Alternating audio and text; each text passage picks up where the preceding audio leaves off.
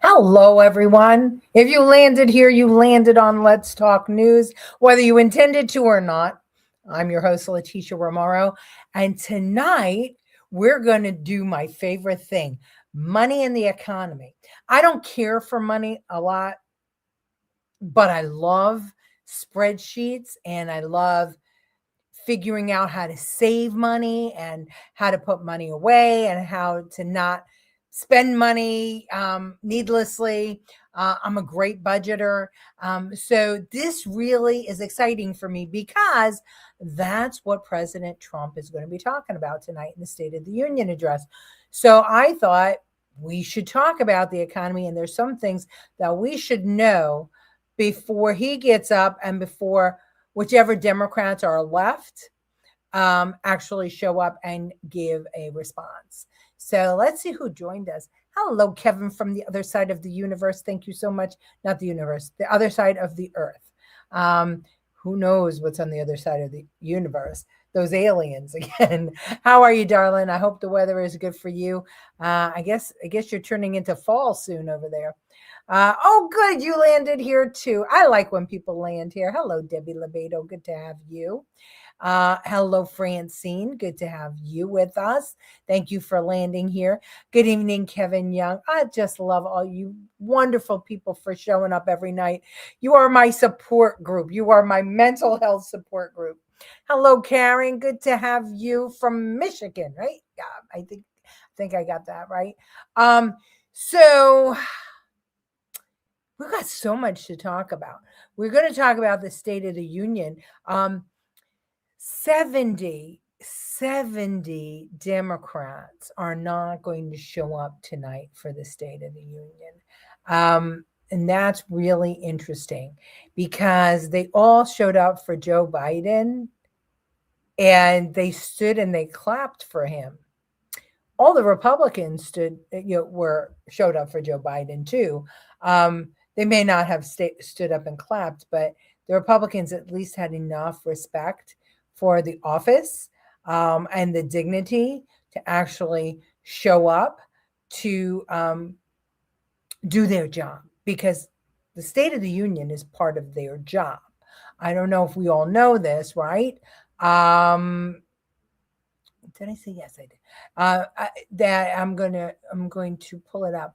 It is part of the Constitution. Okay. So the second, let's say Article 2, Section 3, which outlines what the president has to do, says he shall from time to time give to Congress information of the State of the Union and recommend to their consideration such measures as he shall judge necessary and expedient.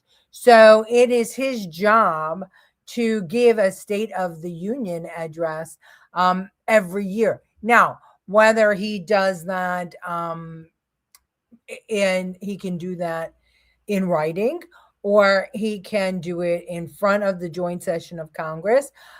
In the world of television, we're doing it in front of the joint session of Congress, and we're acting like, it's a big pomp and ceremony, but it doesn't have to be that way.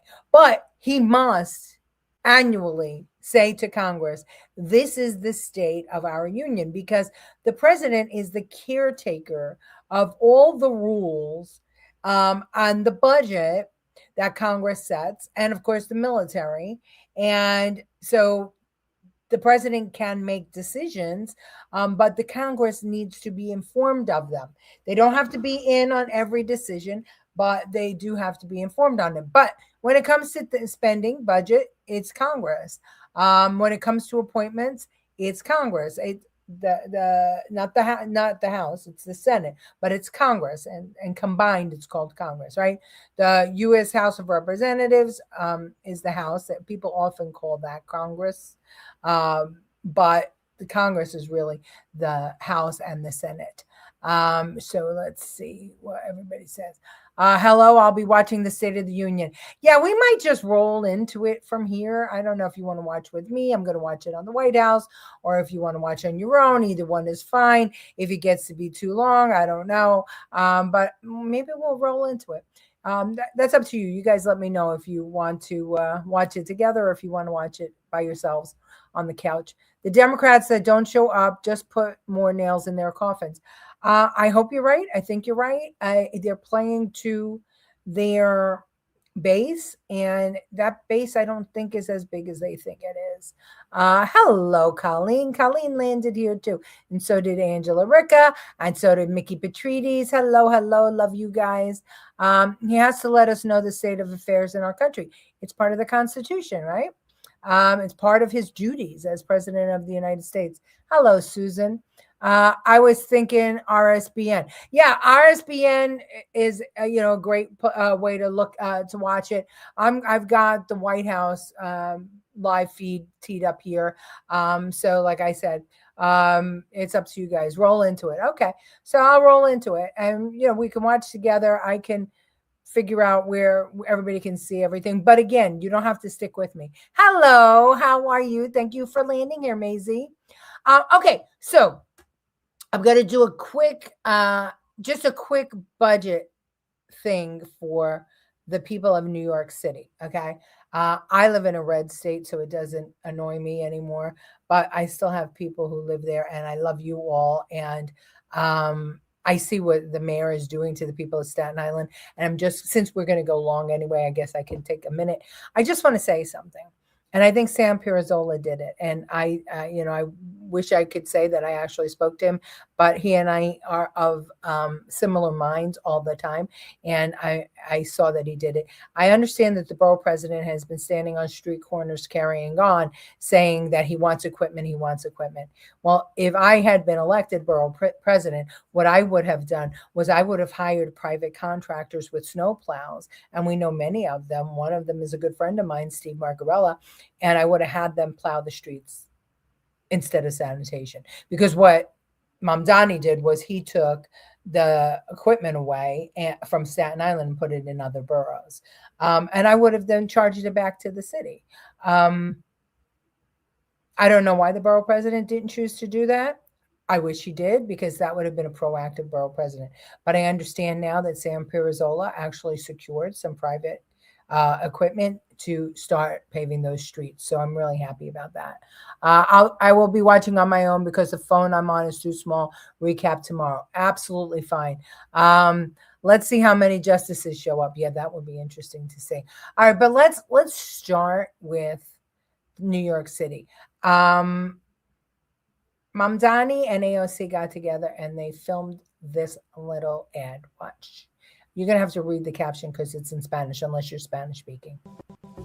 Hola.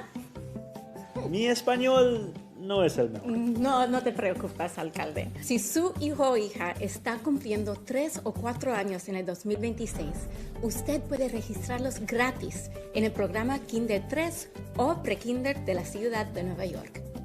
Pero debe registrarse el 27 de febrero, que es la fecha límite. Cualquier padre de la familia de la ciudad de Nueva York, sin importar su ocupación, ingreso o estatus migratorio, es elegible para registrar a sus hijos. So, what they're doing is they're telling the Spanish-speaking people who are here maybe illegally to enroll their kids into pre-K.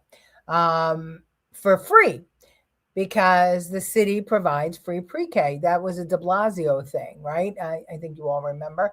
So I want to tell you how much that's going to cost. You would have made a great borough president. Thank you, Denise. Thank you. My whole heart was in it, and I'm sorry that it didn't work out. But I would have also been arrested because I would have been in jail when the homeless started coming in. Yeah, and the illegal migrants came in, so they would have put me in jail and taken, my house. It would have cost me everything, and I would probably still be there. To the people who know, because of you, we're able to get rid of Staten Island dump. Yes, thank you very much for recognizing that, and Vito too. Vito was the guy that carried the legislation, but I was the guy that tipped Vito off. Schools were open. Food wasn't delivered because schools were closed last week. Then the snow. So many, I don't know about all of them, but no food for the kids. Ah, really? That's interesting. Illegal immigrants. Yeah. So I hope Trump one day makes English mandatory law. Maybe. Evelyn and I are driving home. Okay. As long as whoever's driving is not watching and only listening, that's good. Okay. So anyway, I want to give you some stats on that free program. Do you know how much it costs for that free program? It was $3.2 billion in 2025. $3.2 billion. And the program served between 50 and 70,000 preschoolers. That's about anywhere around 20,000, maybe almost up to 30,000, actually up to 36,000 per student for preschool. And that's just in the school year, right? So let's think about it. Each child in the classroom, right? Preschool, let's say there's 10, $36,000 per kid. So that's where your money's going. And as I understand, there's a budget deficit, right? He's crying that he's going to have to cut retirement funds. It's babysitting. That's it. $36,000 a year per pupil, per kid. Think about that. That's a full-time job. If they just gave that out to people, unemployment would be gone. That's your teachers union for you. Oh yeah, it should be. It's $50K per kid. Oh, was it $50K per kid? Okay. Good. I didn't thankfully for Colleen, she's the accountant. Yeah, so that was 2025. Who knows what it's going to be in 2026? But think about it, $3.2 billion for between 50 and 70,000 kids. 15 in 3-year-old program, 20 for 4-year-olds. Okay, so Maisie knows. So 36, well, Colleen's saying 50,000 a kid. Oh, wait, I did 3.5, 79K kids. Okay, well, it was 70 kids. It's between 50 and 70,000 children, and it was 3.2 billion. So it said between 18 and 36,000 because special ed gets more. I think there's there's more money on special ed. I think another 25,000 per kid. But anyway, you get where I'm going with this. In South Carolina, $36,000 is a full-time job, a good full-time job. That's per child in pre-K. He said he has a deficit. So, maybe that's why. And they're out there and they are saying, come in, we want to see you. Bring your children, no judgment. We have no problem with bringing your children. So that's New York. So, if you're living in New York and your property taxes, and remember the property taxes pay for the schools. That's, in every state, basically, that's what they use. They use property tax to fund schools. And in most states, like here, if you are over 55, I think, they exempt you from property taxes, basically, because you're a senior and you don't have kids in school and you're not using it. So I think we pay $250 for our property tax here. And that's a year. So, you get homestead and then you get a senior discount. And most places do. I think in New York, it's called the STAR program. So he wants to raise property taxes, which is going to affect which borough the most? Staten Island. He took your equipment to go plow Queens and Bronx and Brooklyn and Manhattan because you didn't vote for him. And he's going to raise property tax so that illegal migrants can put their kids in preschool. It's just a fact. And what I find hysterical is that they did that commercial in Spanish. Like that's the only group that have come here illegally. What about the Chinese? What about the Pakistanis, the Urdu speaking group? I mean, there's so many different cultures that have come over. How about the Russians? Yeah. still crazy and they're learning nothing. No, of course it's preschool. And then they need multilingual teachers. Absolutely. My niece was in a Russian English class for babies. And what they did was they moved the kids out to teach Russian, and she taught the English. It's some interesting stuff, but that's the amount. All right, 3.2 billion, and as I recall, and I might get this wrong, but I think he said he had a $12 billion deficit, and I believe that New York City's budget is $156 billion this year. So anyway, I just thought I'd share that little tidbit with you, because these are the people that are telling us that President Trump doesn't know what he's doing with the economy, right? These are the people that are skipping the State of the Union address, AOC and her friends. All right, so let's have a clip of the state of the economy in December. And I want you to listen to this from NBC News. I want you to listen carefully to what they say. End of the year, there is some positive news on the state of the economy. The latest government numbers show a late summer surge in consumer spending. That led the U.S. economy to grow by more than 4% from July to September, the best 3-month period in 2 years. And here to break down the numbers, what they mean for all of us, NBC's senior business correspondent, Christine Romans. It's nice to see you, Christine. Happy early holiday to you. Let's talk about these numbers. Give us a sense significantly what this takeaway is for the typical American family finishing up their holiday shopping. So these were delayed by the government shutdown. So we're finally getting a picture of what the back to school season looked like. And it was resilient in the American economy, as strong as it was a couple of years ago, the same period. Spending divided between wealthy Americans and middle and lower income consumers who are really searching for bargains. But you look over at that period and they were spending. People were spending money. A couple of things here. There were fewer tariffs announced in that period, and it was the back to school shopping season. So that was sort of the alchemy of behind these numbers. You saw consumers really stepping up and spending. Of course, a lot to consider going forward. Jobs growth has been slowing a little bit. We went through the government shutdown. We're still kind of looking for all of the data since then. Yeah, how do things look heading into the new year? Any things to look out for? Well, we're watching gas prices lower this year than last year. That's an important benefit for many American consumers, almost like a tax benefit for them. A tax cut, $2.85 a gallon right now, compared with more than $3 last year. Inflation has moderated to about 2.7%. That's still higher than the Federal Reserve would like, but you can see it's an improvement from the beginning of this year. But the jobless rate has been ticking up. 4.6% is the unemployment rate. We're watching that carefully, because if you see a cooling in the American job market, what do you think happens to spending? Middle and lower income consumers can spend even less when the job market, or they're concerned about the job market. So watching carefully what a lot of people are calling this K-shaped economy, where people with money and a job and home equity are just spending.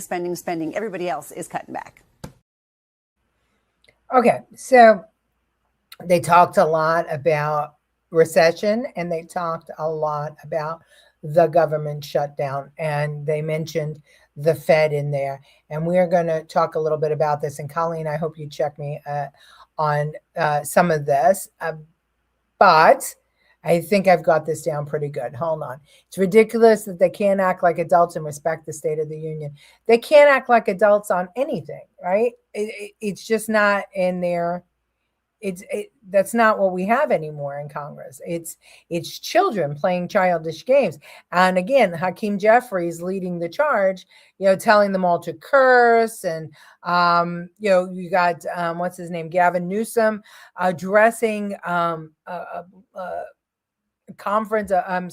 assembly of African-American people and telling them that he's dumb like them, basically.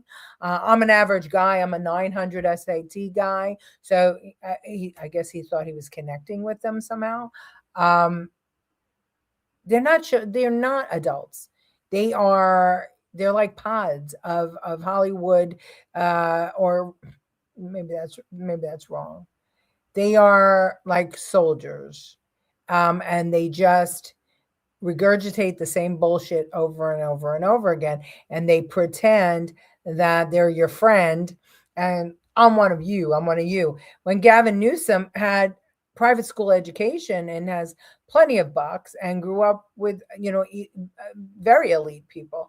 But more importantly, why is he acting like Black people are not smart and didn't go to college? Why? Why was that necessary? Crazy stuff. And he admitted that he couldn't give a speech. So what the fuck is he doing? He clearly can't balance a budget. So what is he doing? It's also disgusting, and Staten Island is getting screwed with their deceit. Yeah, it is getting screwed. Oh, Leticia, his dyslexic. Oh, yes, he's dyslexic. Yes, Gavin Newsom. He's also dyslexic. I'm perhaps, the average, maybe African Americans are more dyslexic than others. I don't know, but he was trying so hard to connect with them on every level except for the truth. Except for just, hey, my goal is to get jobs and the economy and safety and all the issues that everybody cares about. It's like I used to say all the time when I first got involved in politics, if I hear one more politician talk to me as a woman about breast cancer, the pink ribbon issues, I'm going to spit.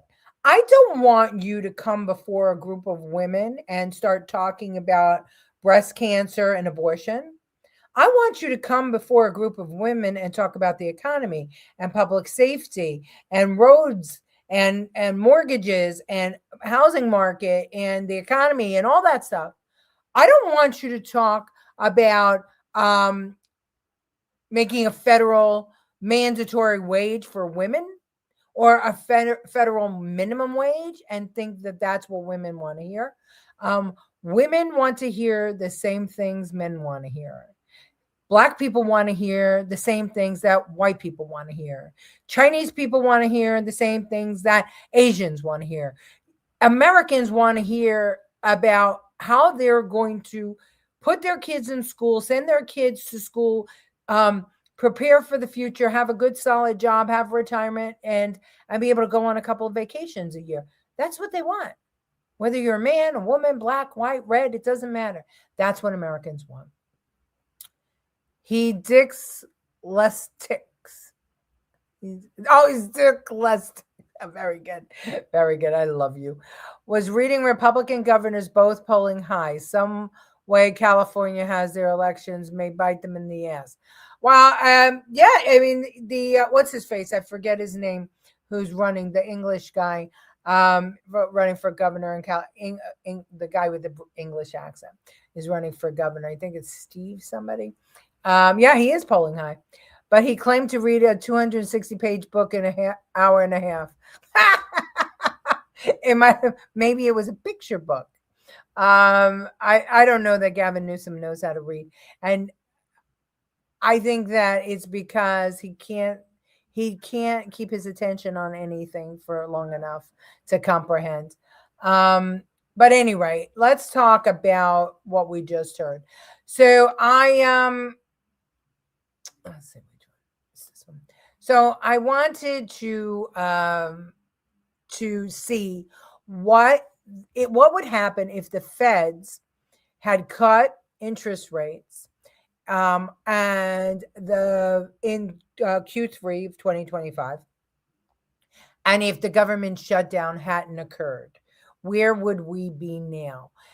Basically, what did that cost us? Those two things together, because both of those things were political, and the full year growth would have been 2.7 to 3% in Q4 25 versus the actual, which was 2.2%, and that would have been a 1.4% increase.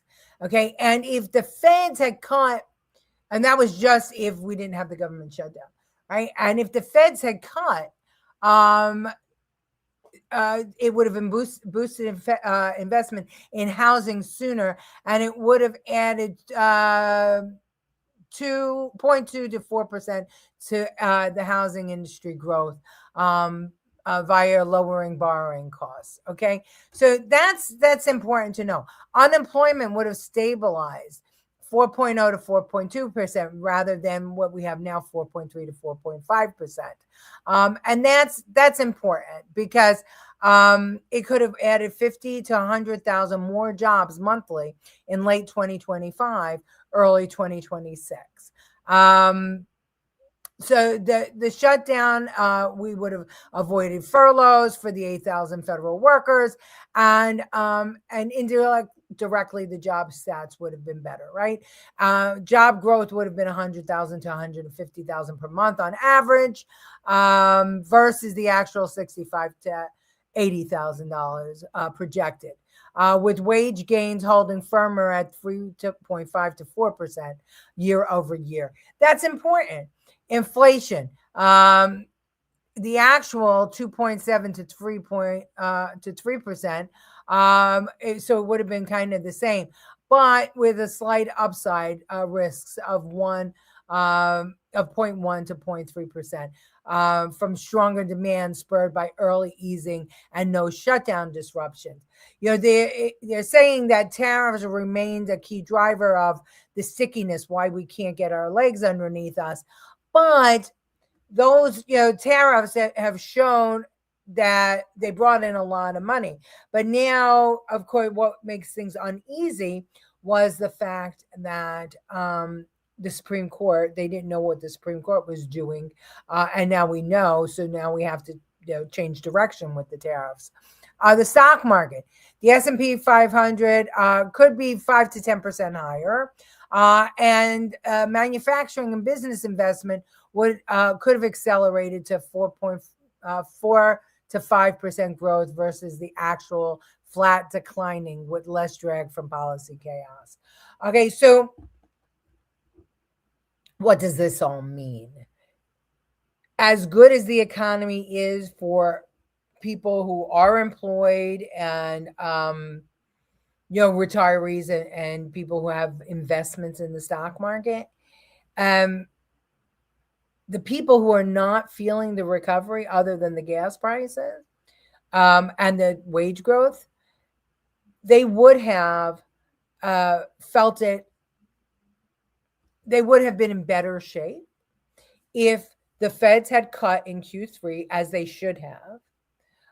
But that was a personal thing, and nobody could tell me different between the Fed chair and Trump. He just hated Trump, even though Trump put him in. But again, a lot of the people that Trump put in his first term, including Amy Coney Barrett, failures, absolute failures. So whoever recommended was part of the undermining of Trump.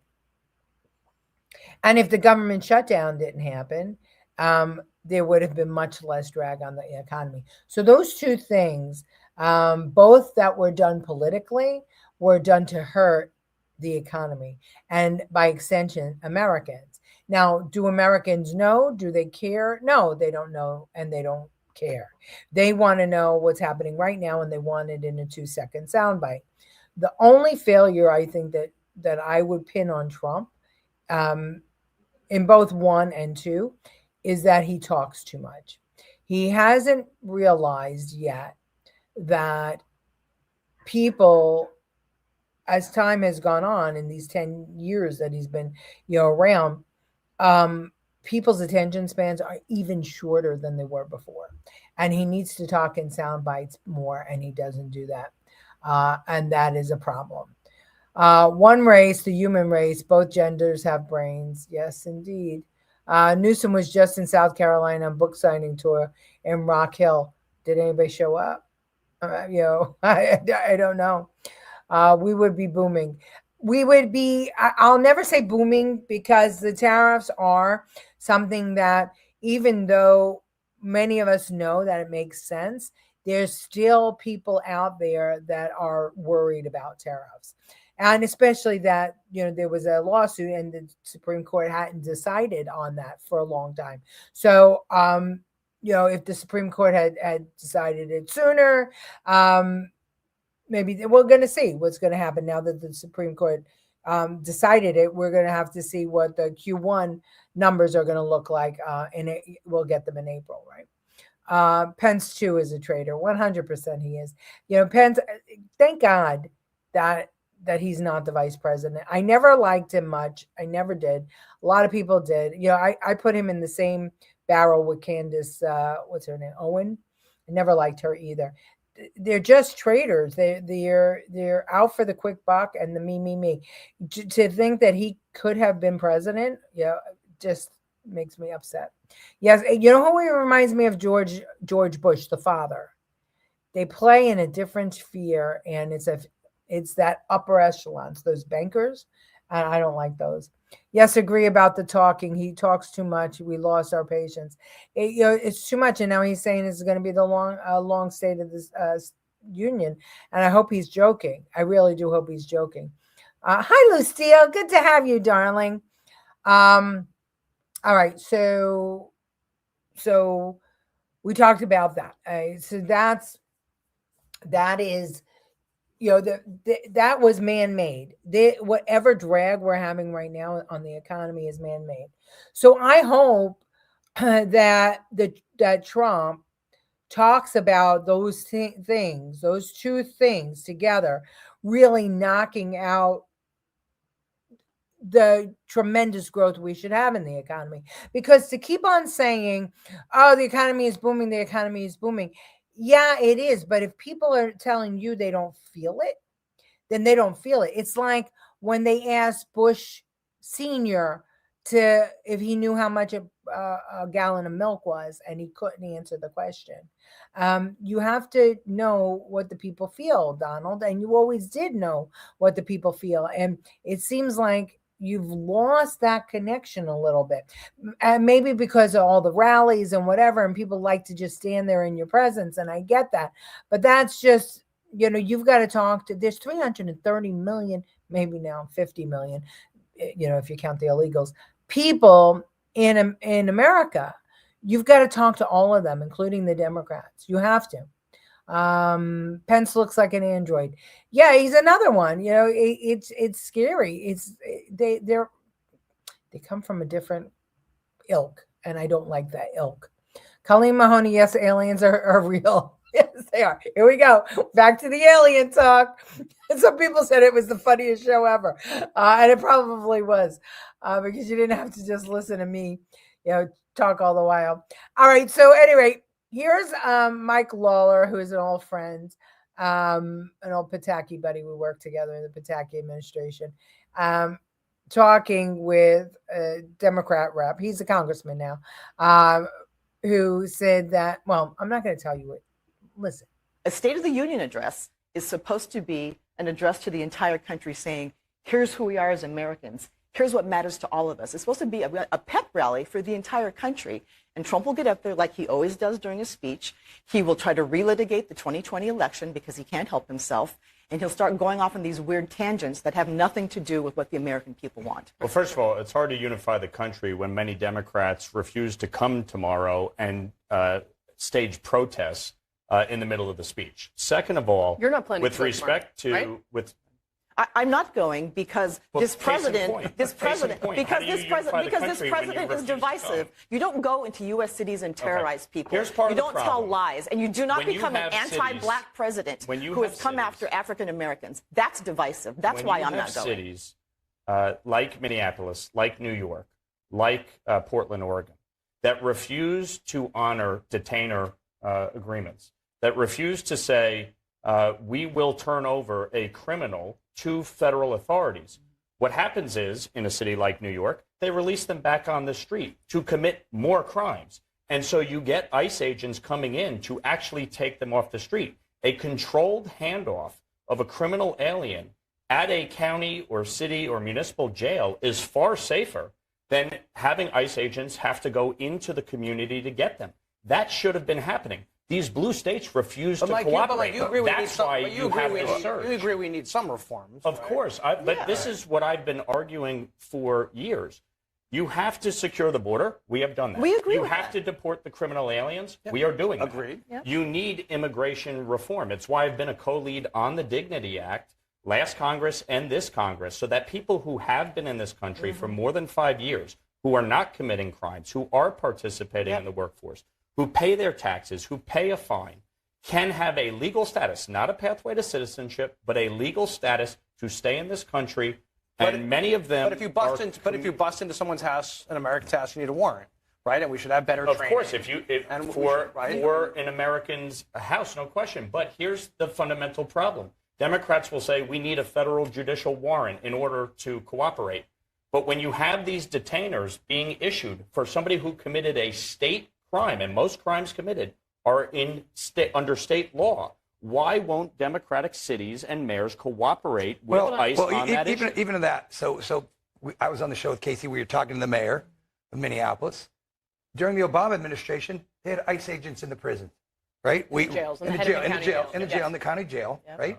Not allowed in the Trump administration. Geez, I wonder why. I wonder why they cooperated during the Obama administration, not cooperating now. And so there's got to be an end to sanctuary cities, sanctuary states. Correct. You can't, if you're a municipality, you can't just say, we like these laws, we don't like these laws. They did it under Obama. It was fine. Under Trump, it's not fine. So she's not going to the State of the Union address because he's divisive.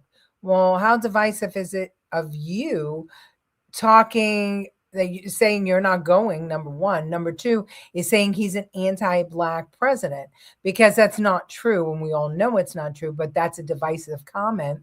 And it's designed to separate us out because that's all the Democrats know how to do. It's divide and conquer.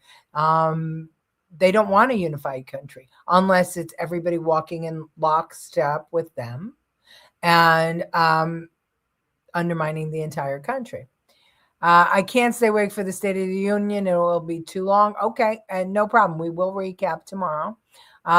Trump needs to visit grocery stores. That's very good idea, because the fact that, although now who knows, there's going to be, I hate him going out in crowds or going out anywhere in public because it's hard to keep him safe.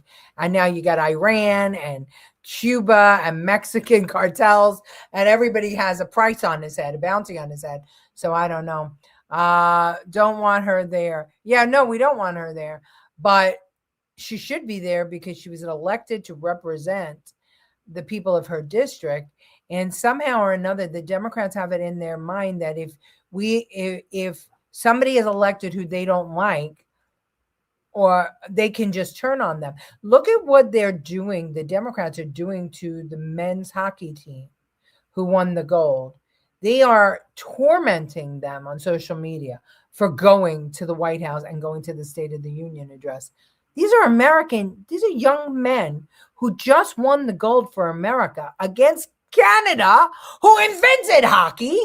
And you're going to give them a hard time because the president invited them. The president of the country they represent on the ice invited them to the White House and to the State of the Union, and you're going to give them a hard time? How does that make sense? And then the fucking pussy girls, they have something else to do. I can't. So sick of them. They caused all this mess with their identity politics and their socialist agenda. They divided us. They absolutely did. And then they point fingers at us somehow and say we did it. And this is what they do. And there's something floating out there, and I'll probably make a short about it. Ilhan Omar, who had said that white men are a bigger threat to America than blacks or something like that. And a reporter asked her about that, and she looked in the camera and said, I never said that. And so the reporter actually played the tape for her, and she said, I never said that. It was her. It was her saying it. And she says she never said that. I can't. They're all they know is divide and conquer and destroy America. Yeah, I don't know. How when John Fetterman is like the lone freaking voice of reason of the Democrat Party. I mean, listen, we had our lunatics too. We had, Marjorie Taylor Greene and what was the other one who's got the podcast? I forget his name. The one with the big head. They were not exactly stellar. And then we have what's his face, Massey, who just needs to go. We have our own problems. Mitch McConnell. I mean, I could name a couple that I would get rid of, but at least I say Lindsey Graham. But at least I say I'd get rid of them. I mean, these guys walk in lockstep with each other. They don't care. He can go on Walmart.com to look at prices safely at home. Yeah, but the going is like when he went to McDonald's and handed out French fries. It matters. Stuff like that matters. In the sanitation truck, stuff like that matters. It connects him to people, and what they're really feeling. I would like regular people to, them to get a round table of regular people in the White House. Maybe some people who are, Y2K or Y2K. My God, where's my head? The 3K, the 3PK, the preschool. Get some of those people in, talk to them, because isn't that how he wound up, changing the laws for the black guys that were arrested for like a little bit of marijuana, and that one woman who's now his liaison to the jails, to the prison, she was doing 30 years for having, just marijuana for her own use or some stuff like that. So, the more he connects with people, the better. And like, I just recently, I just spoke with my congressman, because we found out that in the One Big Beautiful Bill, in when was it, 2018, Pelosi, when the Dems had control of Congress, they put in the tax code that working people who get a W-2 could no longer write off like their work boots and their work clothes and their tools and stuff like that, like carpenters and plumbers and people who, need special stuff to go to work, that the company doesn't pay for. And there's a lot of that, especially nowadays, especially in a lot of the non-union states. And they used to be able to write that stuff off, dry cleaning, things like that. Well, in 2018, they took that out. And it was supposed to expire in 2025. But in the One Big Beautiful Bill, they did not, they made it permanent. They didn't flip it. They made it permanent. So now all these carpenters and plumbers and, people who need stuff for work cannot write that off. And if you don't have, a mortgage interest to write off, and if you didn't work a lot of overtime, and if you don't live on tips, you're kind of fucked. So I wrote to my congressman and I said, listen, he better get out there and talk to some of these people, because,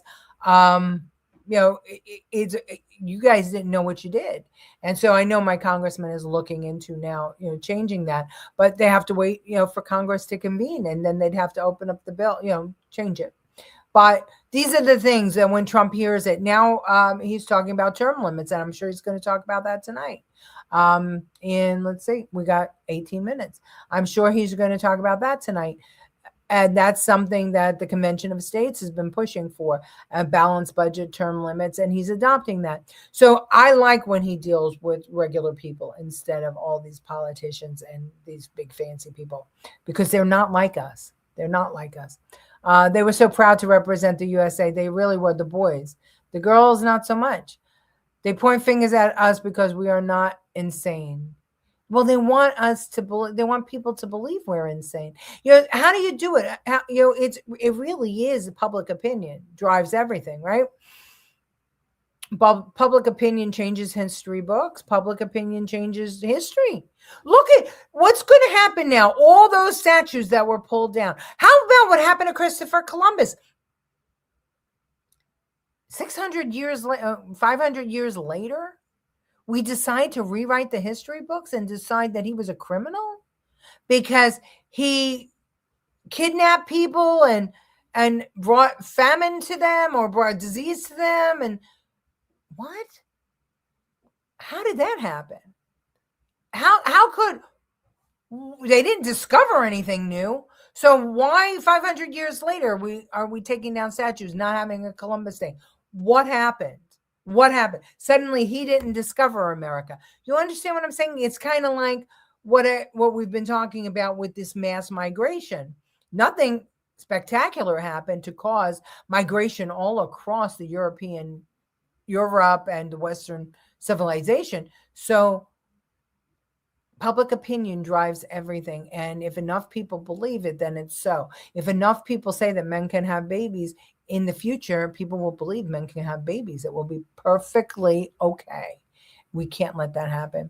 My friend told me today that there was someone in New York City bringing around a piece of paper asking if they agree with the illegals and bringing back some of the ones that were supported.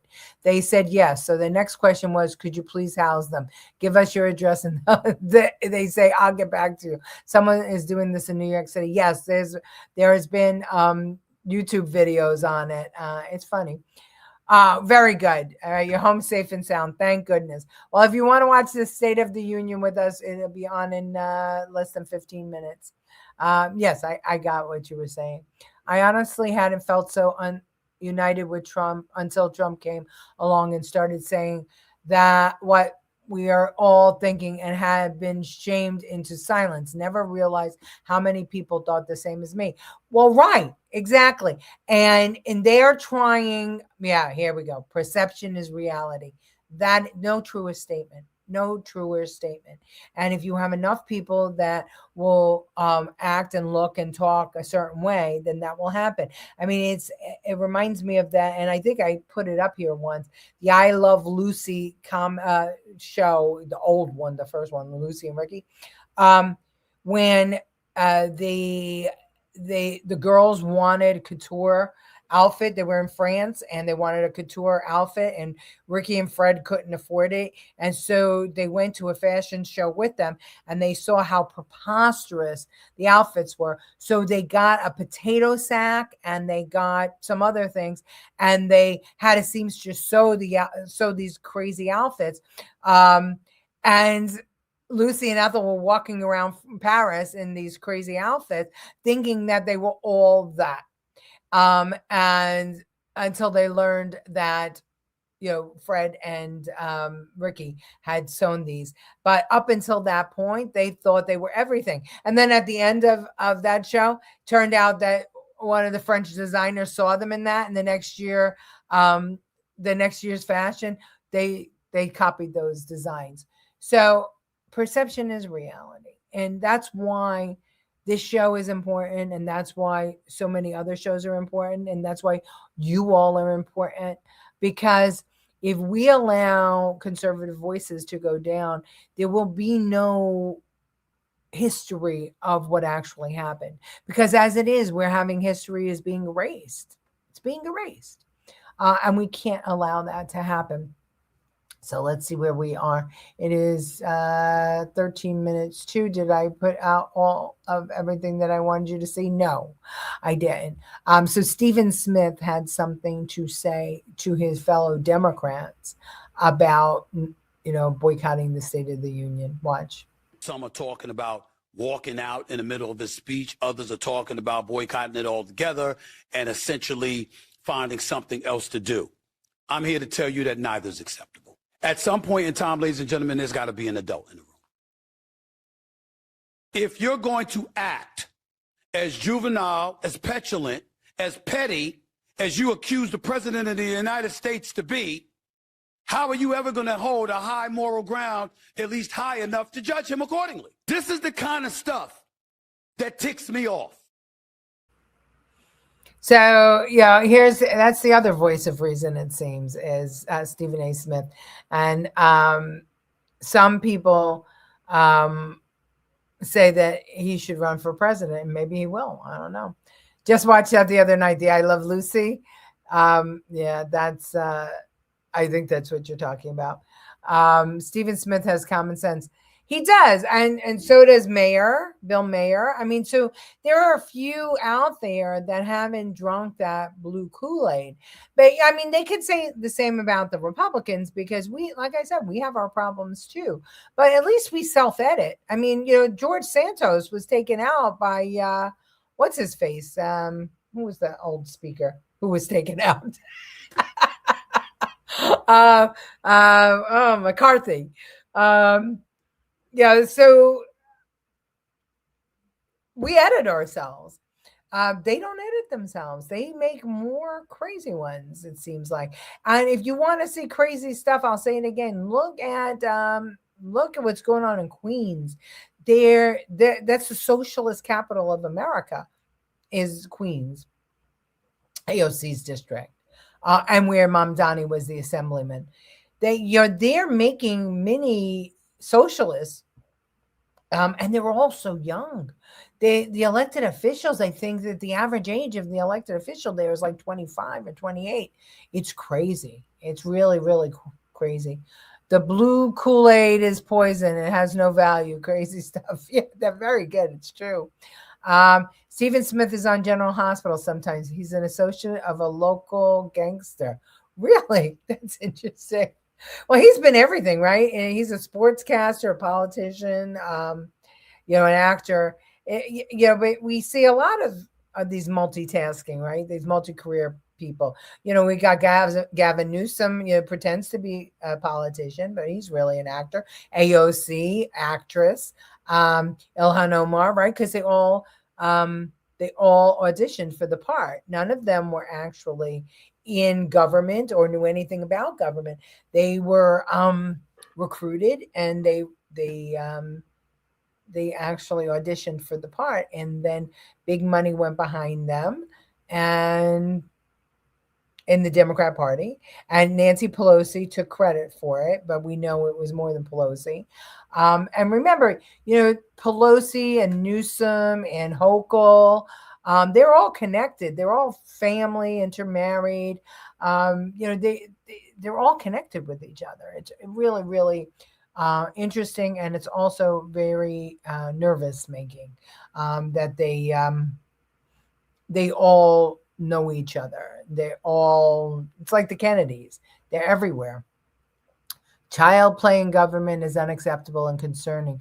Boycotting Democrats. Yeah, our children. Well, they are.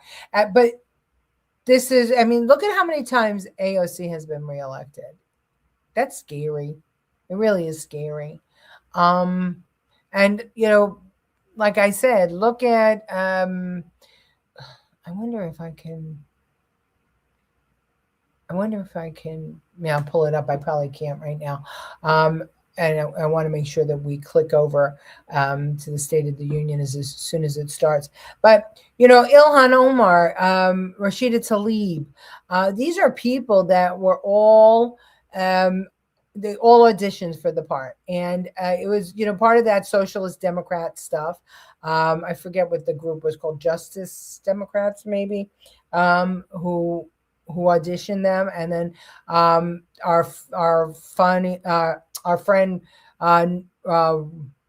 Roy Neville, what's his face? What is his name? Right, Roy Neville supported it through the CCP. He is living in China and working for the CCP right now. Singham, I'm sorry, that's his last name. Roy Neville Singham, and his wife. They supported them. They threw the money there because the whole goal is to undermine America. That's the whole goal of this exercise, ladies and gentlemen. And there are plenty of people that are playing into it, because if they can make China the dominant country, and remember that Nostradamus predicted that the yellow man will rule the earth. So we don't know. It could still happen. Trump might be putting off the inevitable, if you believe in such things as prophecies. But, they sure have a good start. And what I was watching, I think Laura Ingraham had today, that an American was skiing for the Chinese because she said that China represented her point of view better than America. That's something else. That's remarkable to me, that you want to be an Olympiad so much that you will go and play for another country's team. But that's what's happening. Americans are not allowed to have pride in America, but every other country can be proud of their heritage, but America is not allowed. And I find that absolutely hypocritical, because we are the great melting pot of a whole bunch of people from other cultures, which should meld together to make one great American country. But that's not what happens. Now, somewhere along the line in the 90s, I guess it was, we started hyphenating ourselves. And all of a sudden, we're not just Americans. We're African Americans, Hispanic Americans, Italian Americans. We need to stop that. My son's friend's son is 18. He is far left, and he believes in socialism. It's crazy. His parents are Trump supporters and patriots. The generation is in trouble. I think they fall for the free stuff. Yes, but also, right, think about us as teenagers. Weren't we opposite of our parents as teenagers? I know my parents were liberals, and I became a Republican. My father disowned me for 2 weeks after he learned that I registered for the first time as a Republican. And he tried to talk me out of it every single time. He was a McGovern Democrat. And when he died, he was a Republican. My mother was a Democrat too. And she's a Republican now. So it's interesting. Remember that 12-year-old did the research paper that showed almost every president of the U.S. have blood ties to each other in some way. Yeah, and it remains that way. I always say the world is small. It's not as big as people think it is. And especially nowadays, it's super small. It doesn't matter that there's a bunch of people. They're at the top. The people who control the economies in all the countries, that's a small group of people that weigh in. And I realized that when I worked for a couple of billionaires. Yeah, it's interesting. And it's all a big game of risk. And Trump is kind of flipping the script on them because they didn't want him in this club. But he burst through the door, came in there and dragged 330 million people with him, and we all are now demanding justice. We all want to know where our money is going. We all want to know what we have been doing. I mean, last night we talked about the war on drugs and the fact that we were paying countries to not bring drugs into America, but they brought them in anyway. So the hard-working, tax-paying Americans who didn't do drugs were paying their tax dollars, were paying countries not so that the cartels didn't bring drugs into America, but they did it anyway. So basically we were just funding the drug trade, right? Because we were giving them seed money so that other cartels can start making drugs and sending them over here. It's fucking insane because we never get to audit ourselves. And isn't it interesting that Congress is the only place that you can go in a pauper and come out the other side as a millionaire 100 times over? I wouldn't be surprised if Epstein was part of that undermining of America. That's the real reason for the sex service. I think that you're right. I think that Epstein was very, very involved in this whole cabal, and I'm going to call it a cabal. It's not just America, Leticia. You know what, Kevin? I agree. I know it's not just America. It is anywhere where there's human rights. Okay, that's any country that has actual human rights. That's what I think it is. Because you notice that they're not trying to undermine Cuba or Venezuela. Yeah, and the Democrat socialists would like all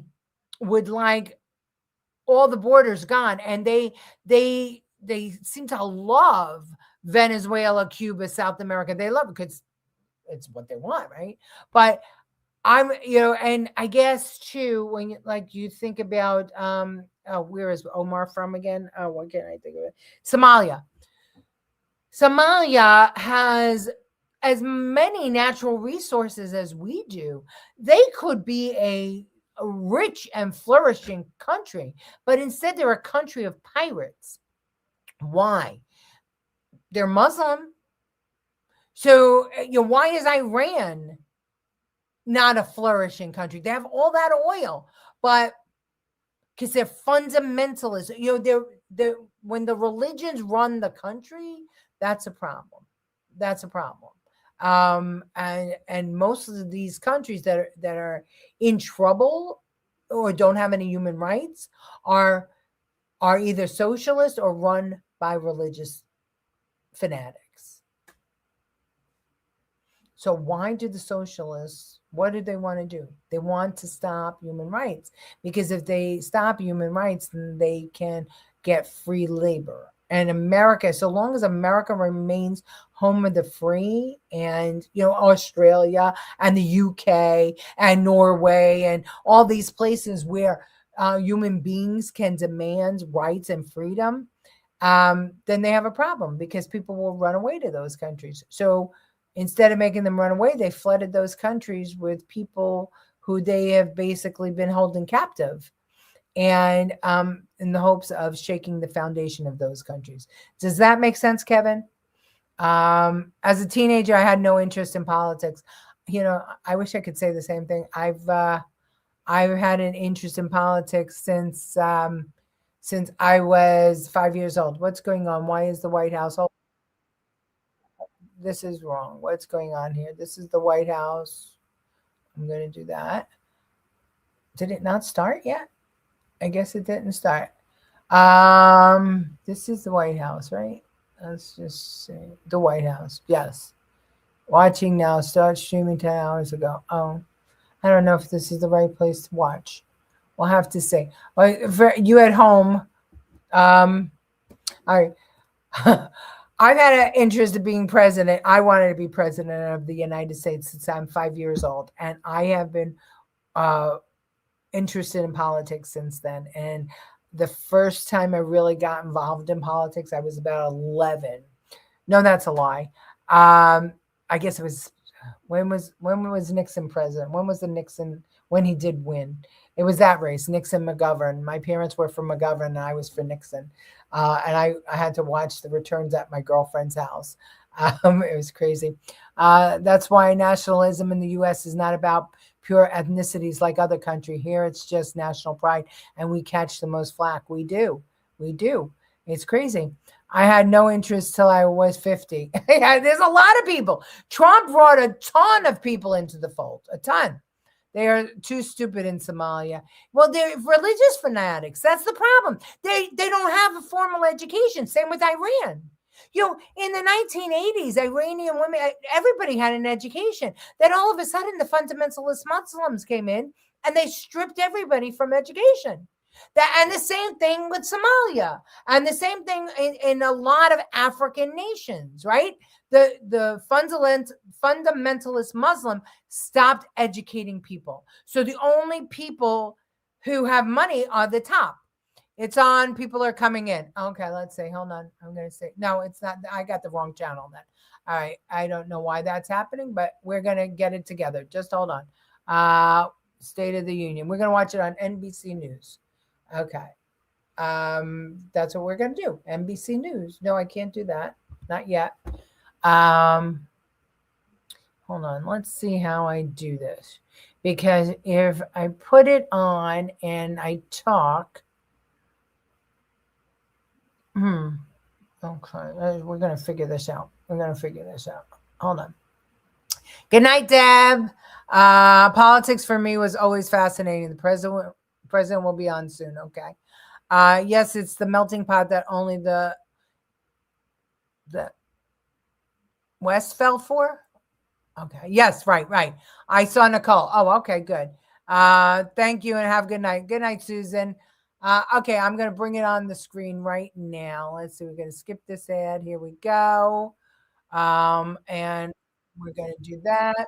And I am going to, I'm going to do this. I'm going to do this. Hang on. I'm going to share the screen. Share screen.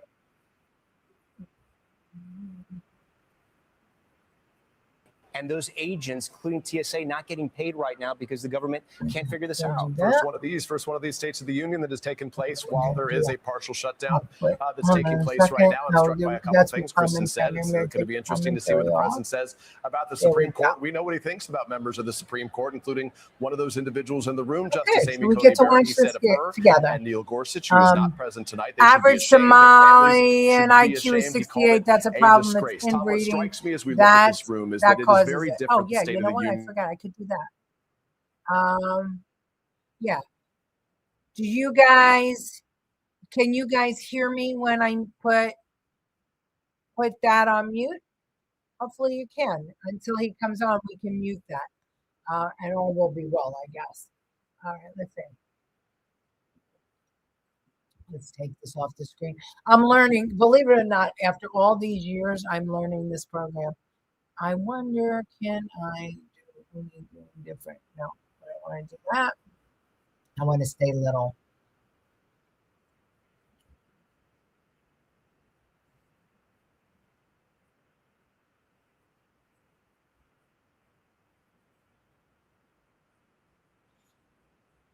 Oh, so he's ready. He's not kidding around. He's ready.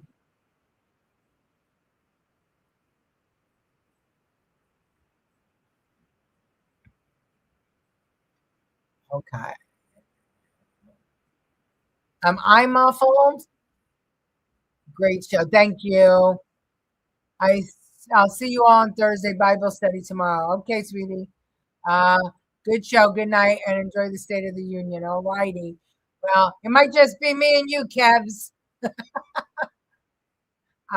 Okay, I'm going to put that back on so you can listen, and I'll be right back. Tom, I can tell you this is the fourth State of the Union that I've covered inside the chamber, and the number of empty seats on the Democratic side of the chamber is noticeable. Now, you're right. We'll have to wait and see until the president gets in this room and actually takes to the lectern whether or not those areas will begin to fill out. But we are now talking more than 30, perhaps as many as 40 members of the House and Senate on the Democratic side choosing not to attend this speech here tonight. Many of them participating in what they're calling the People's State of the Union down on the National Mall. This is a different form of protest for Democrats, and one that is definitely President of the United States.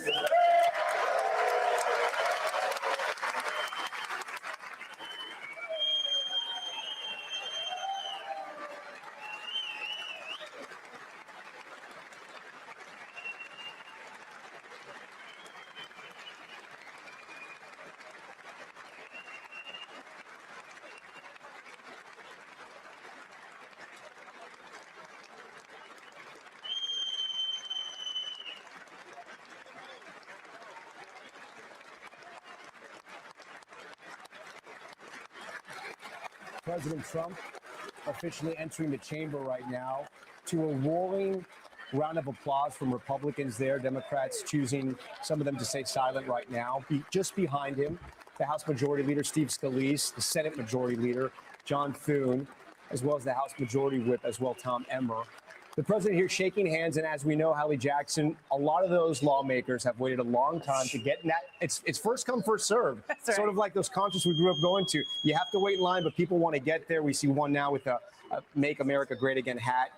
Looking to say a few words to the president and to get his eye and to get his ear, right? Do you want a microphone on every lapel? Because I do. I want to hear everything they're talking about here, because for some of these folks, it's an opportunity to get a message directly to the president, as you see here, or to the vice president who preceded him here. And listen, you have talked about it here. We know what the big focus of this speech is going to be and what Republicans want the focus of the speech to be. I can tell you, I've spent the last couple of days talking with voters, Trump voters, people who supported the president. Almost every single one of them said, I need to hear him talk about my money, basically, what my wallet, my budget, my pocketbook. I don't want to hear about Greenland or the Arch, and I'm paraphrasing here. I don't want to hear about foreign entanglements. I want to know how he's helping specifically the middle class. And these are people who had backed him. I asked for a grade. A lot of them said, B, C, basically. They're willing to give him some time so that they can feel better about how they are doing with their money. But at this point, they are not. I asked a few of them, hey, the president says repeatedly inflation is defeated, that this is a rip-roaring economy. Do you feel that? And several of these voters says, I just don't right now. Here it comes. In the era, I should say, Good night, of social media, Fran. the selfies have begun here, even in the House chamber. Lawmakers not above that, the same thing we do sometimes. Christine Romans, Hallie brought up a lot of good points. We were talking about this just before we came on. People go to the grocery store. Yes, some prices have come down, but others like beef and coffee. Gas has come down, but beef and coffee is higher. Natural gas to heat your home. It's been a brutal winter for so many. It's still expensive to live in America. It really is. And you look at car loans are getting longer and longer. And more we just saw a moment right there. The president shaking Amy Coney Barrett's hands. It was Oh, unclear how he was going to react to her saying that their family should be ashamed when she voted with the majority of the Supreme Court in striking down the tariff deal. We'll see if he mentions or if he says anything else, but the president there, and he alluded to this when we were speaking to him, he wasn't going to focus too much on the Supreme Court when we had lunch with him earlier today. But we'll wait and see. You never know. The president sees somebody, someone catches his eye, and he starts talking. Christine, I'm sorry, go ahead. No, I was going to say the White House and the team, the president's supporters and the president's team think that they've got a very good story to tell about the economy overall. They like to talk about a record high in the stock market. But you look at the length of car loans, and you look at how hard it is to buy a house, and you look at childcare costs, and you look at insurance costs and electricity. These are things that are not like eggs that you can just give up, right? These are things that are really core parts of the budget that have been too troubling. So maybe you'll see the president tonight shift and look forward and say, stick with me. Things are going to get better in the future. And here's how we're going to make that happen. We'll peel back the curtain a little bit. Kristen and I does. were able to have lunch with the president with some other network news anchors today at the White House. A delicious lunch, I should say. The president himself seemed to be in very good spirits, Kristen. I think that's fair to say. He was excited about this speech. He seemed in a good mood, even though he was in a room full of the media. Sometimes Today's Democrats and he goes to Congress war with us senators a few are times, infantile every state. week. They Peter act like Alexander knows babies. that better than some.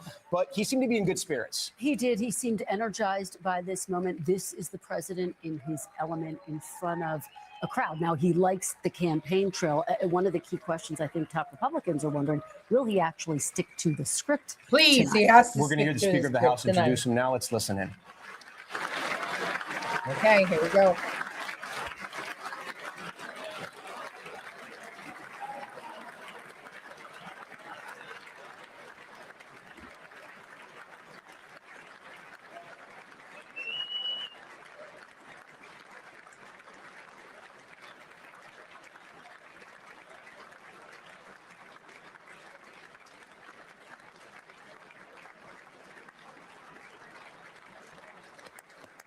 Well, he shook her hand, so. I don't Members know. of Congress, I have the high privilege and distinct honor of presenting to you the President of the United States.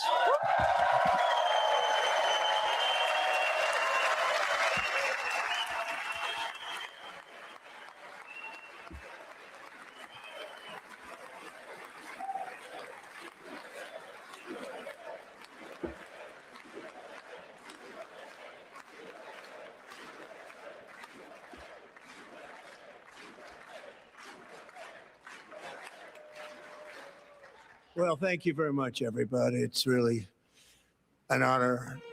Speaker Johnson, Vice President Vance, First Lady of the United States.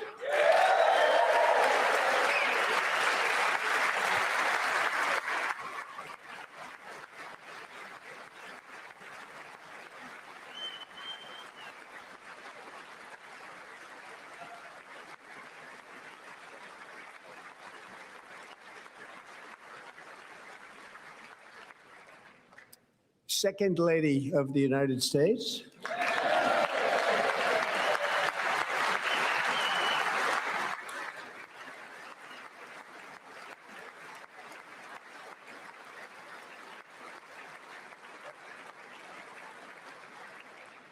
Members of Congress and my fellow Americans, our nation is back, bigger, better, richer, and stronger than ever before.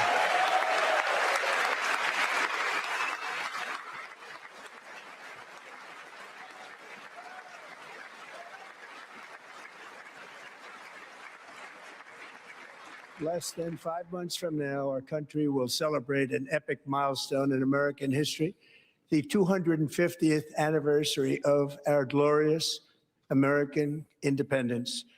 This July 4th, we will mark 2.5 centuries of liberty and triumph, progress and freedom in the most incredible and exceptional nation ever to exist on the face of the earth. And you've seen nothing yet. We're going to do better and better and better. This is the golden age of America.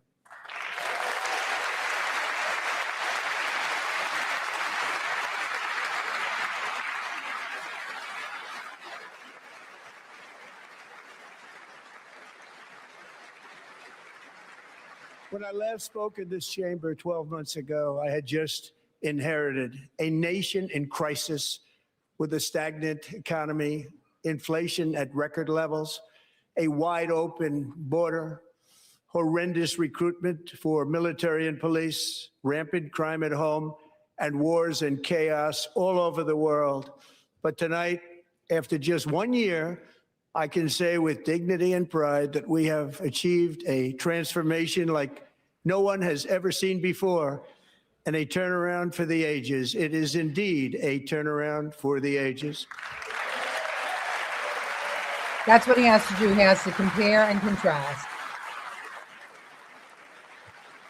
And he needs to stay on script.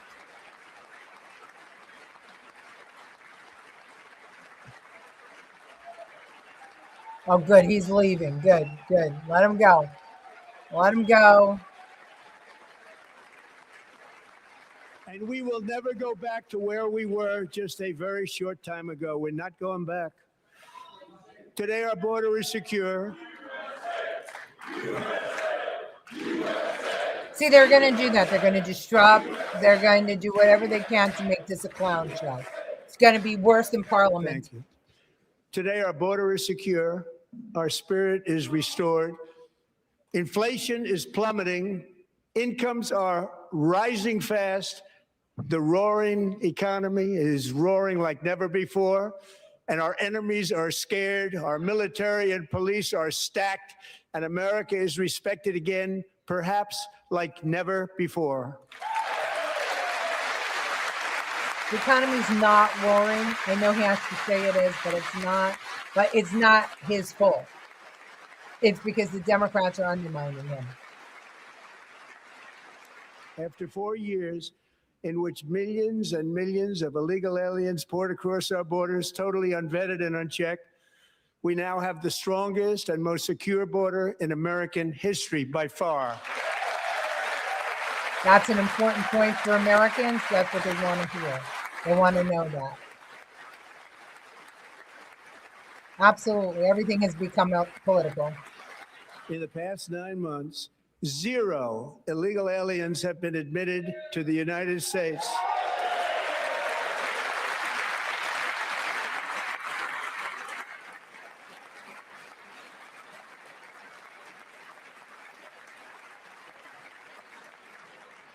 But we will always allow people to come in legally, people that will love our country and will work hard to maintain our country.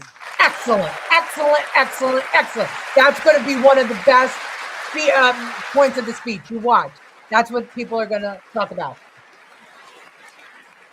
The flow of deadly fentanyl across our border is down by a record 56% in 1 year.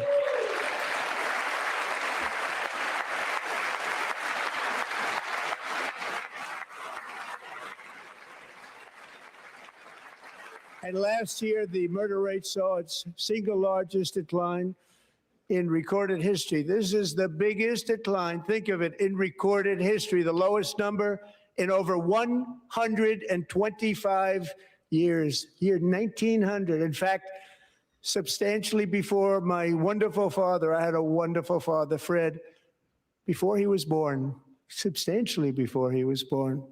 That's a long time ago. He wouldn't like me to say that, but that's a long time ago. The Biden administration and its allies in Congress gave us the worst inflation in the history of our country. But in 12 months, my administration has driven core inflation down to the lowest level in more than 5 years. And in the last 3 months of 2025, it was down to 1.7%. Kevin, that's what they do. The Democrats don't stand and they disrupt. The Republicans don't do that, but the Democrats do. All the way is right. Gasoline, which reached a peak of over $6 a gallon in some states under my predecessor, it was quite honestly a disaster, is now below $2.30 a gallon in most states, and in some places, $1.99 a gallon. And when I visited the great state of Iowa just a few weeks ago, I even saw $1.85 a gallon for gasoline.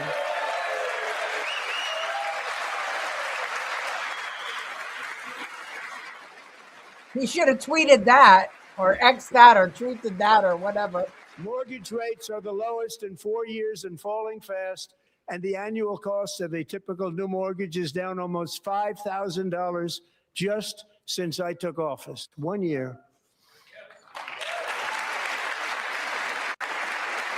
Even And lower low if the interest Fed- rates will solve the Biden-created housing problem well, at the same time protecting the values of those people who already own a house that really feel rich for the first time in their lives. We want to protect those values. We want to keep those values up. We're going to do both. And we are going to keep it that way. The stock market has set 53 all-time record highs since the election. Think of that, 1 year. Boosting pensions, 401ks, and retirement accounts for the millions and millions of Americans. They're all gaining. Everybody's up, way up. In 4 long years, the last administration got less than $1 trillion in new investment in the United States. And when I say less, substantially less. In 12 months, I secured commitments for more than $18 trillion pouring in from all over the globe. At least we get to see the true communist Democrats. Yeah, well, that's the truth. There you go. That's them. Well, the true communists aren't there. Those are the Think empty of it, seats. much less than $1 trillion for 4 years versus much more than $18 trillion for 1 year. What a difference a president makes. A short time ago, we were a dead country. Now we are the hottest country anywhere in the world, the hottest. America is a consumer country. So everybody wants to trade with us no matter what happens. They will break their backs to trade with us. They don't want to be left out.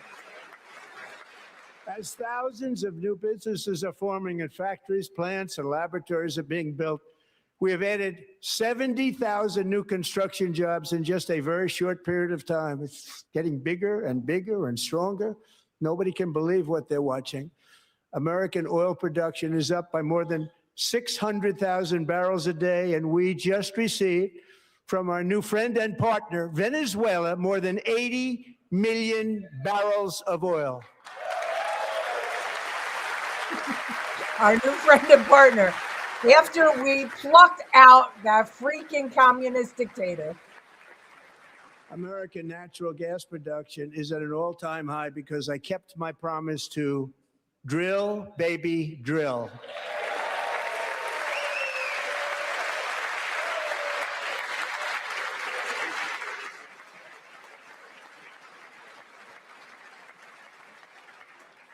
More Americans are working today than at any time in the history of our country. Think about that. Any time in the history of our country, more working today.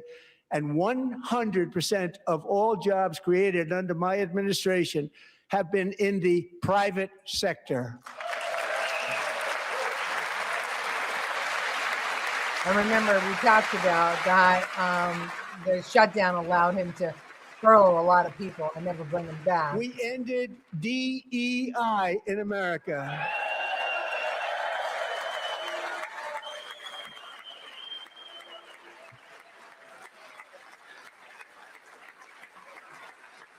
Amy didn't look We cut a record happy. number of job-killing regulations, and in 1 year, we have lifted 2.4 million Americans, a record, off of food stamps.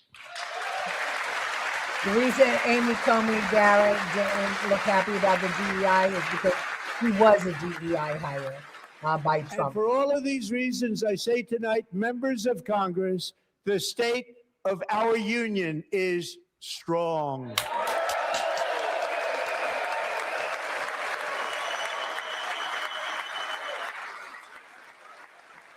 All right, now lay out what you want to do and what you need from them.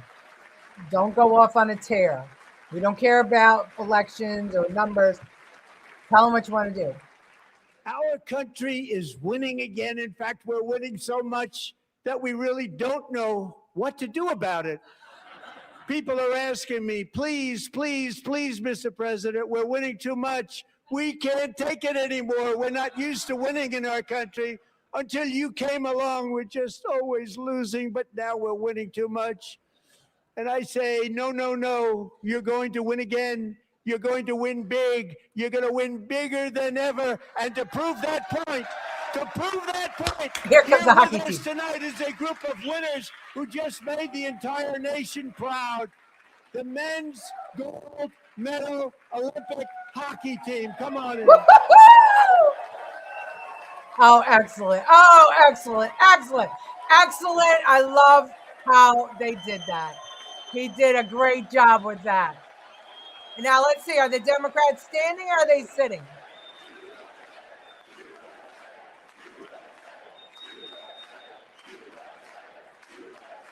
They're sitting.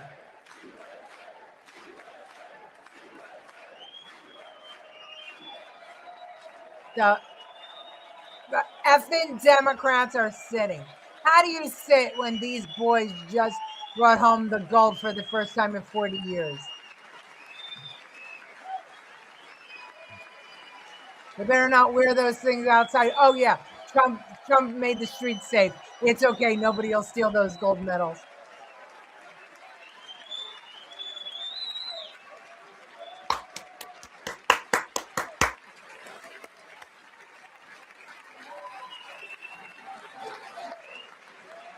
I don't think he can touch your retirement money. Go ahead. Yeah, look at him. Look at him sharing the stage with them. Excellent, excellent, excellent. And it would have been so nice to have the girls there. Idiots.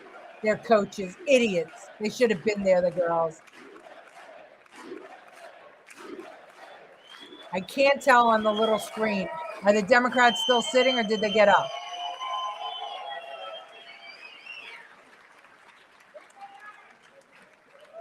That's the first time I've ever seen them get up. Oh, they got up. Good. And actually, not all of them did get up. But they beat a fantastic Canadian team in overtime, as everybody saw. Me too, as mate. did the American women who will soon be coming to the White House. I guess their previous date, they decided to cancel. The president was more important. The Democrats are freaking idiots. Yeah, you have a whole bunch of them still sitting. Look at that face. Look at that face.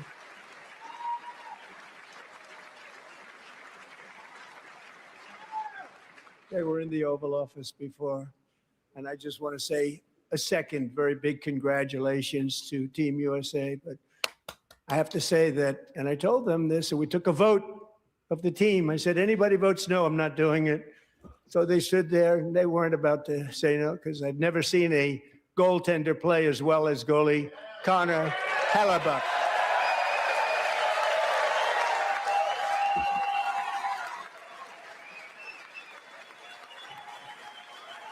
Look at that. He's got the broken nose to prove it. Look at how crooked that nose is. God bless him.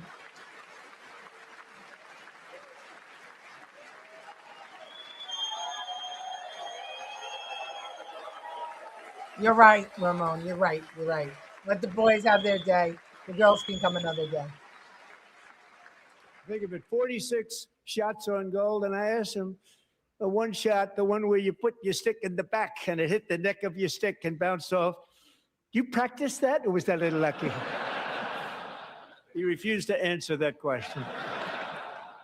But I just want to tell you that the members of this great hockey squad will be very happy to hear, based on their vote and my vote, and in this case, my vote was more important, that I will soon be presenting Connor with our highest civilian honor, which we will be given and which has been given to many athletes over the years.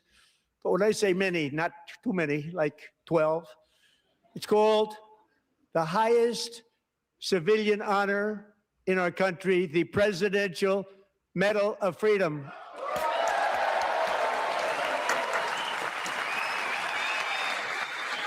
God, fantastic. That gave me goosebumps.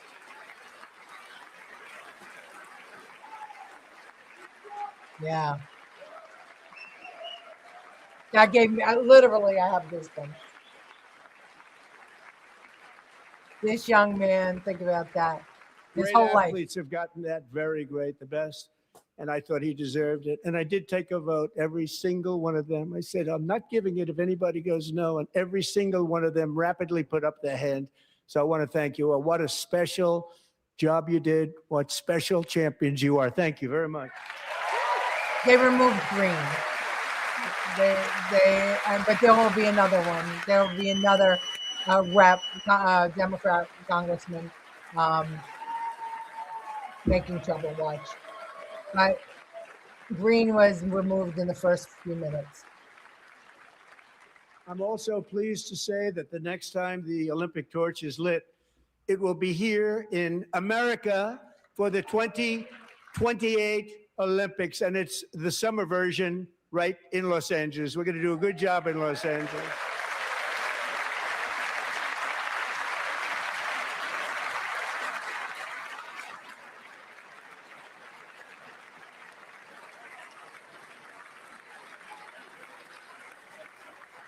And Los Angeles is going to be safe, just like Washington, D.C. is now one of the safest cities in the country. Okay, Newsom. And this year, and I must say I got them both. I got them in the first term, and I was disappointed because I didn't think I'd be the president when this happened. But strange things took place. Don't talk now about it. I've got them because I got the Olympics and I got the 2026 FIFA World Cup, and I wanted to claim the 250th, but I didn't get away with that one. I couldn't claim that one for myself. But we're getting the World Cup, so we have the World Cup and the Olympics coming, and that is exciting news.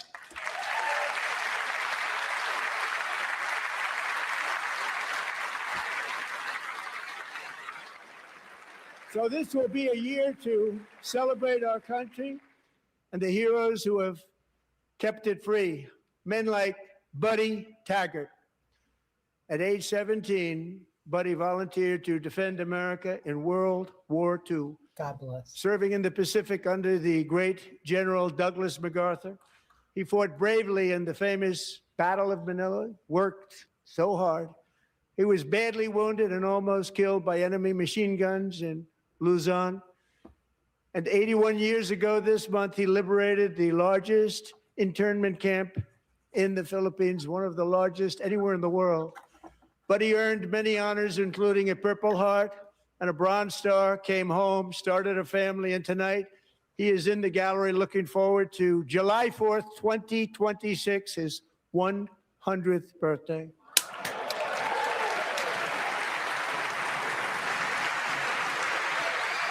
Oh, please, God, please. Let him make it. Let him make it.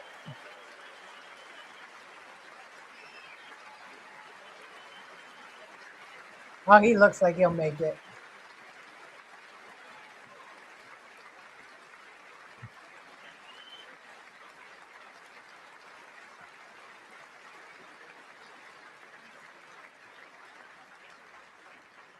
So, Buddy, you're a brave man, and we salute you. Even in times of challenge, setback, and immense heartache, the spirit of 1776 has always shone through very brightly. It was July 4th of last year when floodwaters tore through a girls' summer camp in Central Texas. One of the worst things I've ever seen. I was there, rising 26 feet in the matter of minutes, tragically claiming many, many lives. You all remember that one. As the waters threatened to sweep her away, 11-year-old Millie Kate McClelland closed her eyes and prayed to God. She thought she was going to die. Those prayers were answered when Coast Guard rescue swimmer Scott Ruskin descended from a helicopter above. Nobody knew where he came from. It was Scott's first ever rescue mission, a young guy, but very brave, very, very top, always top in his class. And he lifted not just Millie Kate, but 164 others to safety.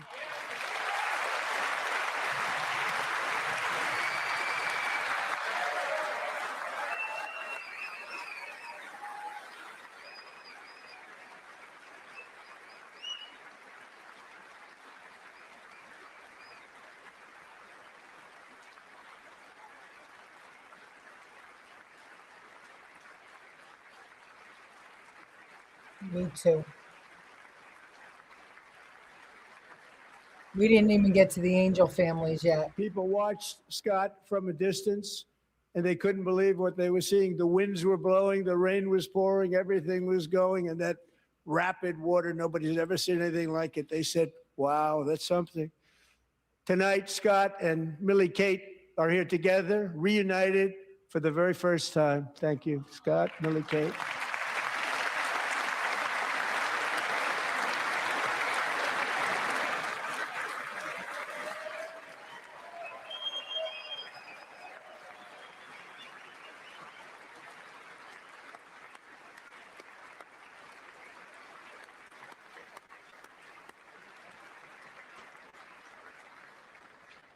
And Petty Officer Ruskin, I'm pleased to inform you that I am now awarding you the Legion of Merit for extraordinary heroism, which is what it was, extraordinary heroism. Thank you.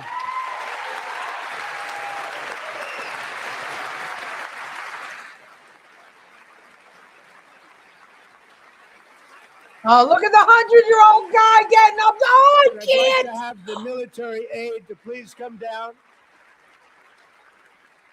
and take care of the service. Military aide, thank you very much. Take care of that very important service. Thank you very much. From 1776 to today, every generation of Americans has stepped forward to defend life, liberty, and the pursuit of happiness. And they're really doing it for the next generation. But now it's our turn. Together, we're building a nation where every child has the chance to reach higher and go further, where government answers to the people, not the powerful, and where the interests of hardworking American citizens are always our first and ultimate concern. That is the debt we owe to the heroes who came before us, and that is the promise we must keep to America for our 250th year. Last year, I urged this Congress to begin the mission by passing the largest tax cuts in American history, and our Republican majorities delivered so beautifully. Thank you, Republicans. We need more. That wasn't enough. Plenty of people are still paying.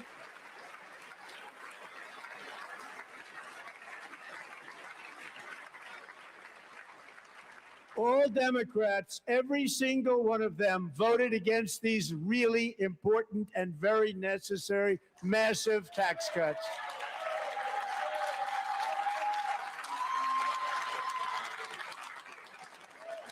Wait. They wanted They're standing up. large-scale tax increases to hurt the people instead.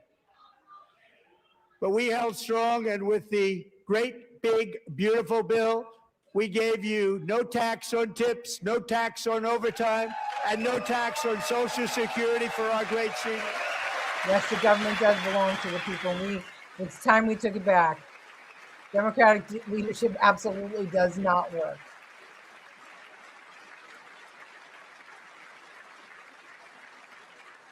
And we also made interest on auto loans tax deductible the first time, but only if the car is made in America. Yeah.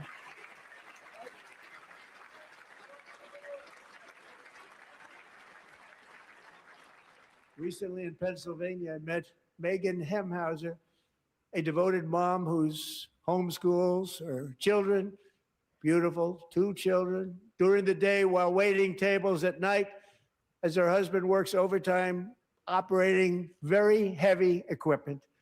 Megan is here this evening, and she's happy to tell you that she is so much richer because with no tax on tips, no tax on overtime, and our expanded child tax credit done again by Republicans, Megan and her husband will take home more than $5,000 extra just for the year, cutting her tax bill in more than half.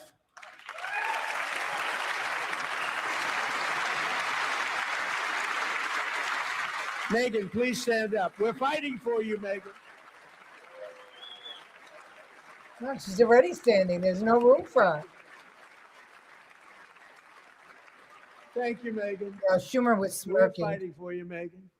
Under our bill, parents like Megan can also activate their children's brand new Trump accounts.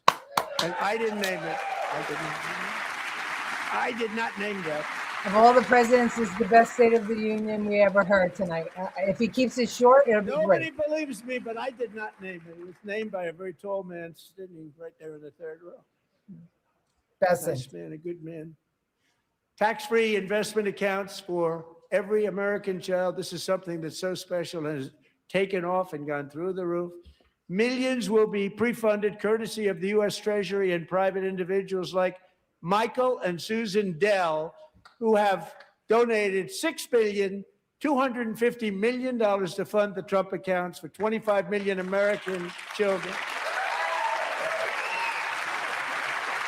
They're great people.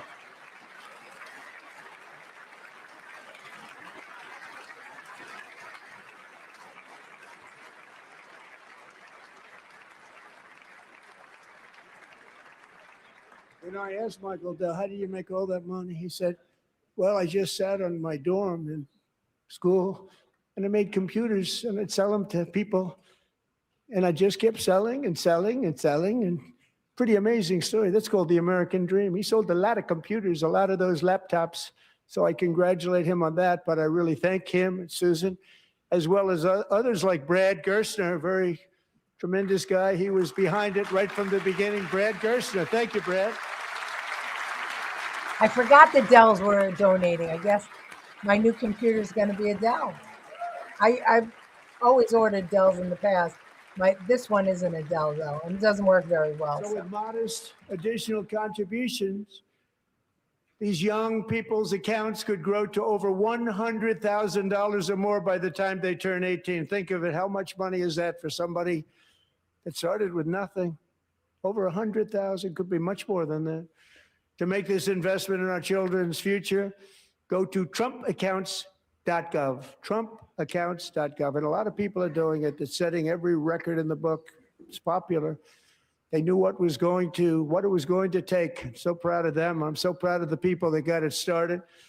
And now it's just taken off. One of the primary reasons for our country's stunning economic turnaround, the biggest in history, where the Dow Jones broke 50,000 4 years ahead of schedule, and the S&P hit 7,000, where it wasn't supposed to do it for many years, were tariffs.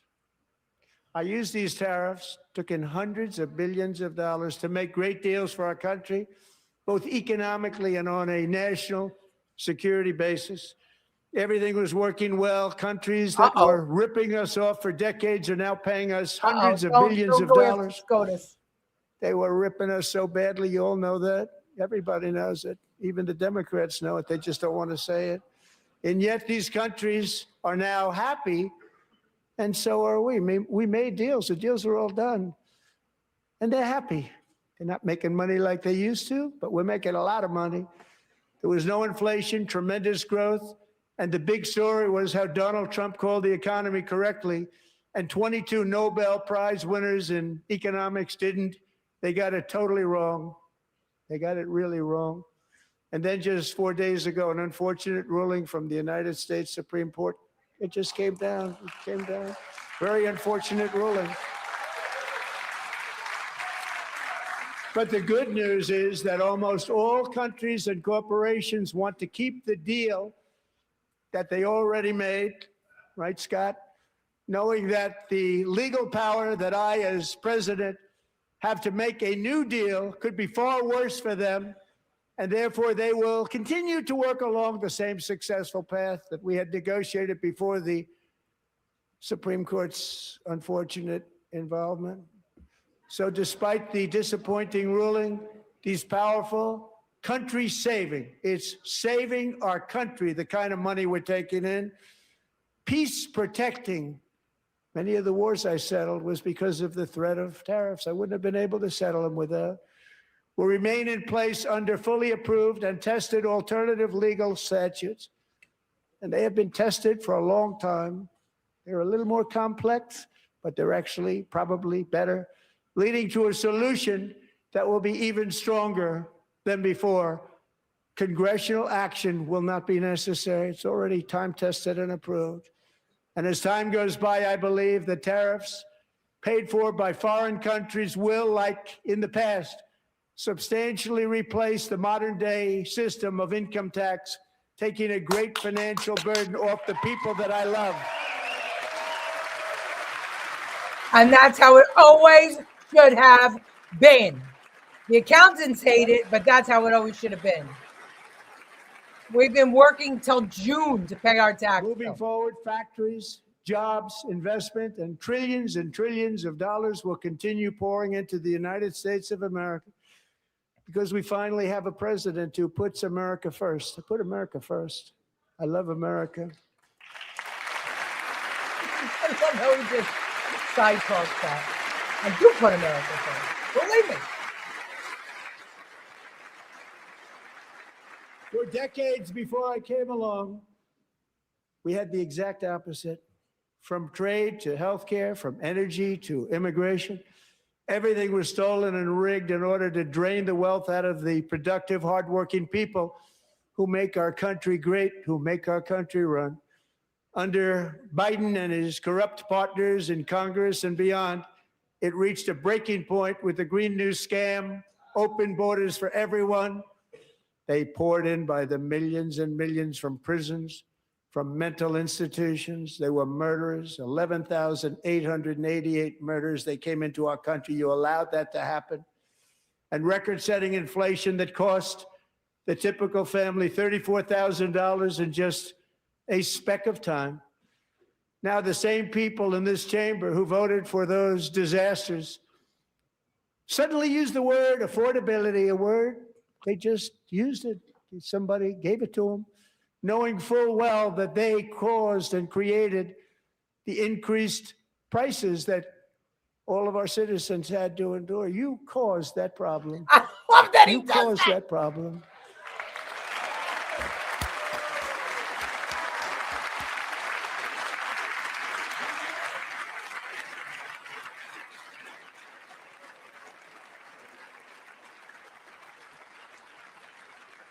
They knew their statements were a lie. They knew it. They knew their statements were a dirty, rotten lie. Their policies created the high prices. Our policies are rapidly ending them. We are doing really well. Those prices are plummeting downward. Oh, that's going to be another takeaway. They knew it was a dirty, rotten lie. The price of eggs is down 60%, Madam Secretary, thank you. The cost of chicken, butter, fruit, hotels, automobiles, rent is lower today than when I took office by a lot. And even beef, which was very high, is starting to come down significantly. Just hold on a little while, we're getting it down. And soon you will see numbers that few people would think were possible to achieve just a short time ago.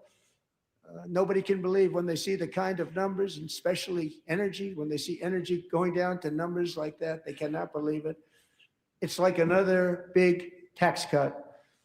I'm also confronting one of the biggest ripoffs of our times, the crushing cost of health care caused by you.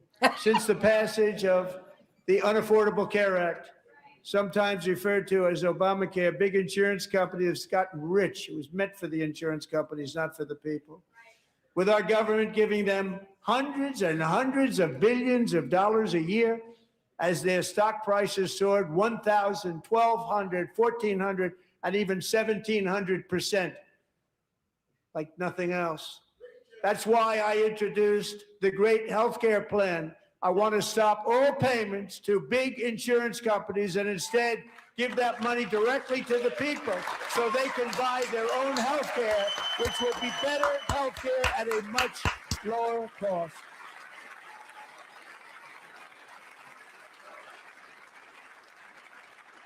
Unaffordable Care Act. I love it. In addition, my plan requires maximum price transparency. That's a big deal. Sounds so simple, so big. And I did that in my first term, and the Democrats immediately terminated it with full knowledge that they were doing a very bad thing for the people. Costs were going to go way up, and that's what happened. And now I'm bringing them way down on health care and everything else. I'm also ending the wildly inflated cost of prescription drugs like has never happened before. It's true. A lot of our prescriptions went down by 60% this year.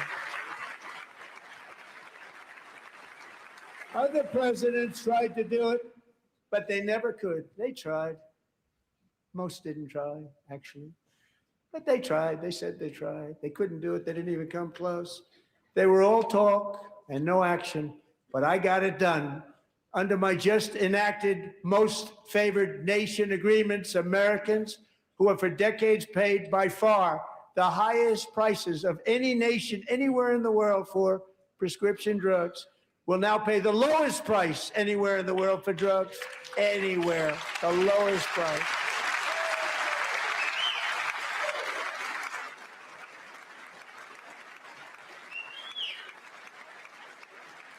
So in my first year of the second term, should be my third term, strange things happen. I took prescription drugs, a very big part of healthcare, from the highest price in the entire world to the lowest. That's a big achievement. The result is price differences of 300, 400, 500, 600% and more, all available right now at a new website called TrumpRx.gov. And I didn't name that one either, by the way.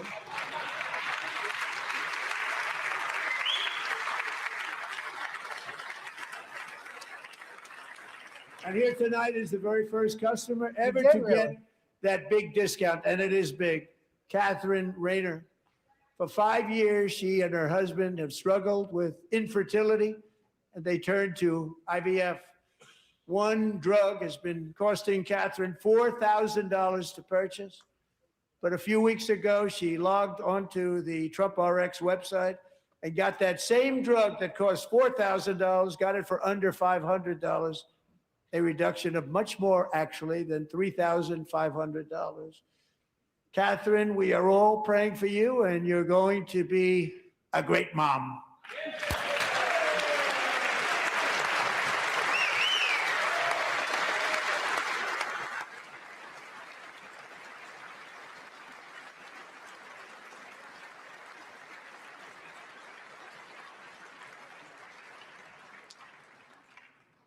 So now I'm calling on Congress to codify my most favored nation program into law. Now, the one thing I'm not sure it matters, because it's going to be very hard for somebody that comes along after me to say, let's raise drug prices by 700 or 800%. No, I don't think so. But John and Mike, if you don't mind, codify it anyway. They may do it. Codify it anyway. Thank you. Many Americans are also concerned that energy demand from AI data centers could unfairly drive up their electric utility bills. Tonight, I'm pleased to announce that I have negotiated the new Ratepayer Protection Pledge. You know what that is? We're telling the major tech companies that they have the obligation to provide for their own power needs. They can build their own power plants as part of their factory so that no one's prices will go up. And in many cases, prices of electricity will go down for the community, and very substantially down. This is a unique strategy never used in this country before. We have an old grid. It could never handle the kind of numbers, the amount of electricity that's needed. So I'm telling them they can build their own plant. They're going to produce their own electricity. It will ensure the company's ability to get electricity while at the same time lowering prices of electricity for you, and could be very substantial for all of you cities and towns. You're going to see some good things happen over the next number of years. Another pillar of the American dream that has been under attack is home ownership. With us tonight is Rachel Wiggins, a mom of two from Houston. She placed bids on 20 homes and lost all of those bids to gigantic investment firms that bypassed inspection, paid all cash, and turned those houses into rentals, stealing away her American dream. She was devastated. Stories like this are why last month I signed Executive Order to ban large Wall Street investment firms from buying up into thousands single-family homes.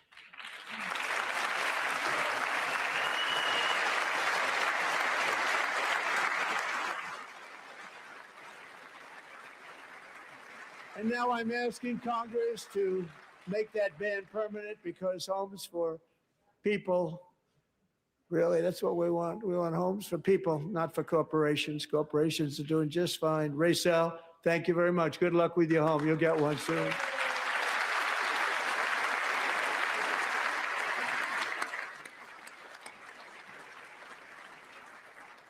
We're also working to make it easier for Americans to save for retirement.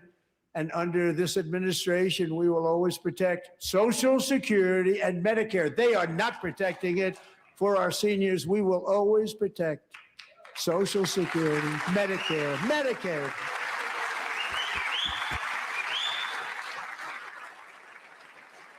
Since I took office, the typical 401k balance is up by at least $30,000. That's a lot of money. We have millions and millions of people, because the stock market has done so well, setting all those records. Your 401ks are way up. Yet half of all of working Americans still do not have access to a retirement plan with matching contributions from an employer. To remedy this gross disparity, I'm announcing that next year my administration will give these often forgotten American workers, great people, the people that built our country, access to the same type of retirement plan offered to every federal worker. We will match your contribution with up to $1,000 each year, as we ensure that all Americans can profit from a rising stock market. Let's also ensure that members of Congress cannot corruptly profit from using insider information. Oh my God! Oh my God! This is insane! Oh, look at this! Look at who's standing up! Look at Pocahontas is standing! Look at!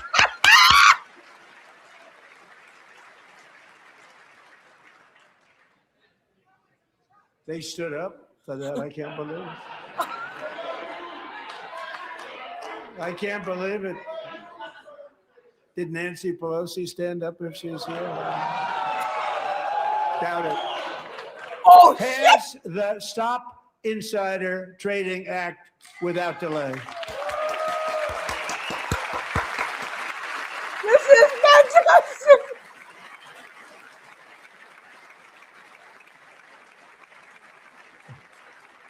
I wasn't sure if anybody even on this side was going to applaud for that. I'm very impressed. Thank you. I'm very impressed. But when it comes to the corruption that is plundering, it's plundering America. There's been no more stunning example than Minnesota, where members of the Somali community have pillaged an estimated $19 billion from the American taxpayer. Oh, we have all the information. And in actuality, the number is much higher than that. And California, Massachusetts, Maine, and many other states are even worse. This is the kind of corruption that shreds the fabric of a nation, and we are working on it like you wouldn't believe. So tonight, although started 4 months ago, I am officially announcing the war on fraud to be led by our great Vice President, J.D. Vance.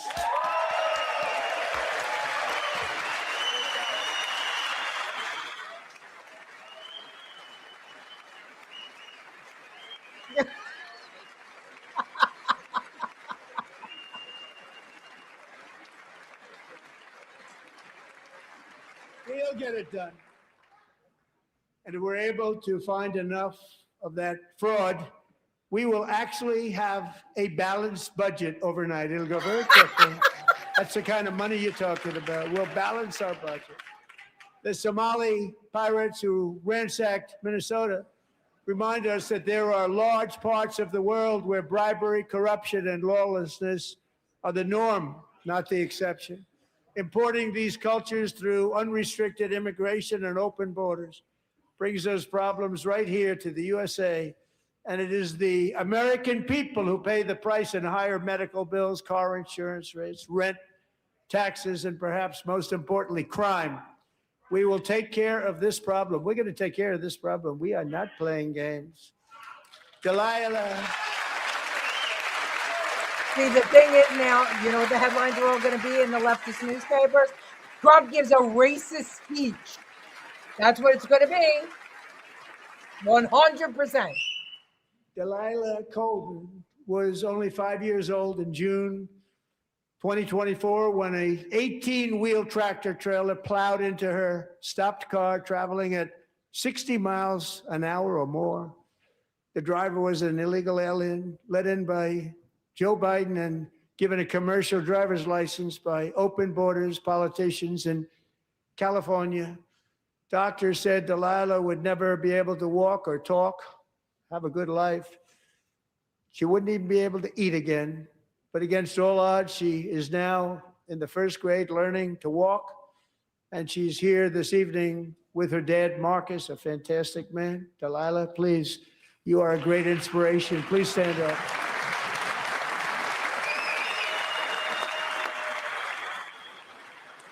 Probably shouldn't have said stand up.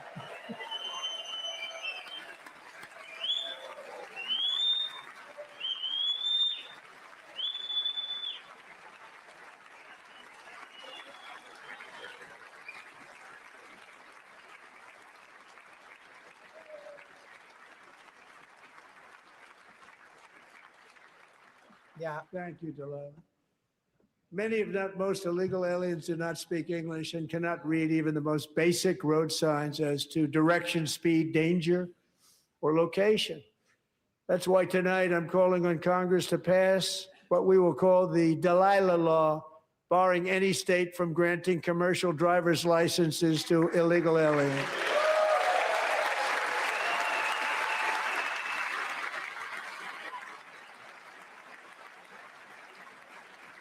Oh, she can stand up. Okay. Good for her. Good girl. And yesterday, as you probably saw at the White House, I hosted a ceremony with Americans who lost their treasured loved ones to the scourge of illegal immigration. People came into our country, how we allowed this to happen with our open borders. These are the angel moms and families that for decades our government betrayed and our media totally ignored. It was terrible. Hard to believe, actually. In 2023, a 16-year-old high school cheerleader named Elizabeth Medina was supposed to perform in her town's Christmas parade, but she never arrived. Her mother, Jacqueline, went home to look for her, and she found her lying dead in a bathtub, bleeding profusely after being stabbed 25 times. Elizabeth's killer was a previously arrested illegal alien who had broken in and brutally extinguished the brightest light in her family's life, violently and viciously. Her heartbroken mother is in the gallery to remind everyone in this chamber exactly why we are deporting illegal alien criminals to our country at record numbers, and we're getting them the hell out of here fast. We don't want them.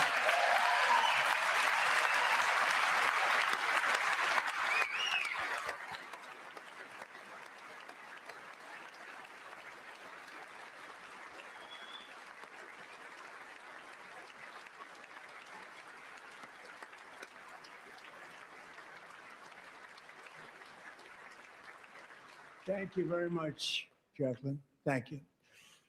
We can never forget that many in this room not only allowed the border invasion to happen before I got involved, but indeed they would do it all over again if they ever had the chance. If they ever got elected, they would open up those borders to some of the worst criminals anywhere in the world. The only thing standing between Americans and a wide open border right now is President Donald J. Trump and our great Republican patriots in Congress. Thank you. Thank you.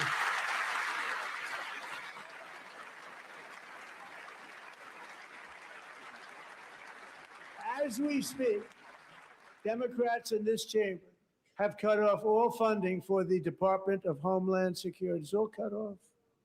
It's all cut off. Yeah, it is sad. They have instituted another Democrat shutdown, the first one costing us 2 points on GDP. That's right. 2 points were lost on GDP, which probably made them quite happy, actually.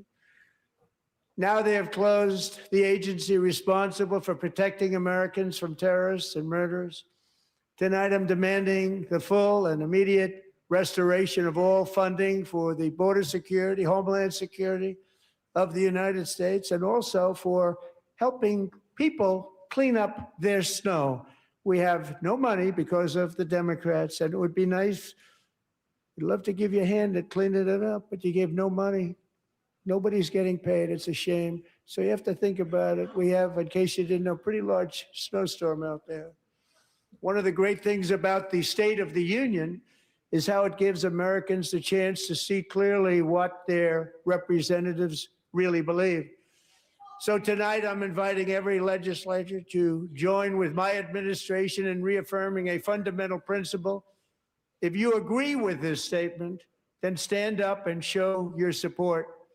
The first duty of the American government is to protect American citizens, not illegal aliens.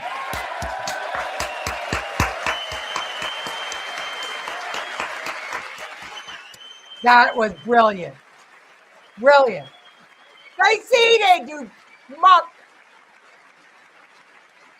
That is the first function of government.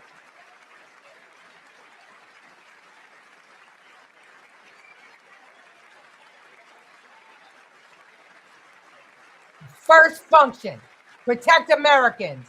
That is why we have government. Safety. Yes. Yes, indeed. Safety. That's the first function of government is to protect its citizens. And these assholes don't get it. I want to know what they think the first function of government is.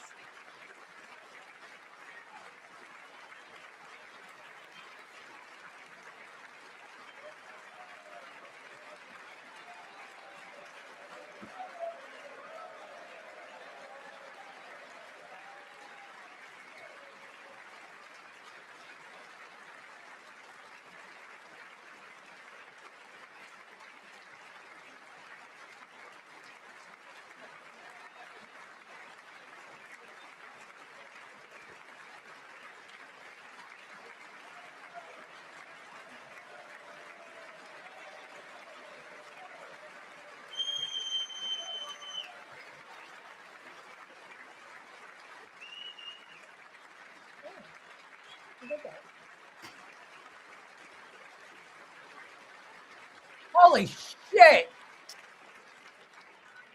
Isn't that a shame? You should be ashamed of yourself not standing up. You should be ashamed of yourself. That is why I'm also asking you to end deadly sanctuary cities that protect the criminals and enact serious penalties for public officials who block the removal of criminal aliens. In many cases, drug lords, murderers all over our country, they're blocking the removal of these people out of our country, and you should be ashamed of yourself. You should be ashamed. You freaking freaks who think that your first love, her first love, Omar, is to Somali, and she said so. It is fascinating. I love this. This is one of the best ever. Ever! Ever! And perhaps most importantly, I'm asking you to approve the Save America Act.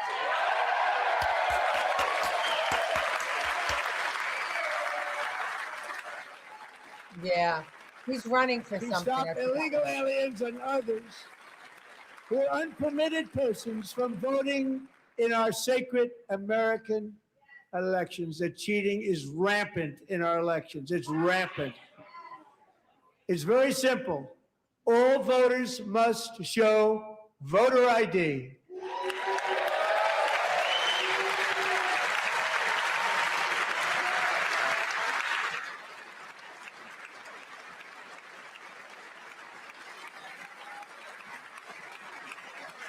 All voters must show proof of citizenship in order to vote.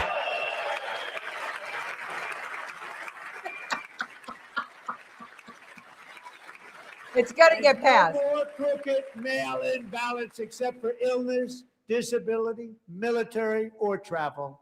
None. And this should be an easy one. And by the way, it's polling at 89%, including Democrats. 89%. I love this. This is great. This is great. And even the new communist mayor of New York City, I think he's a nice guy, actually. Speak to him a lot. Bad policy, but nice guy. Just said they want people to shovel snow. They got hit hard. Wants them to shovel snow, but if you apply for that job, you need to show 2 original forms of ID and a Social Security card. Yet they don't want identification for the greatest privilege of them all, voting in America. No, it's no good. No good. Both Republicans and Democrats overwhelmingly agree on the policy that we just enunciated.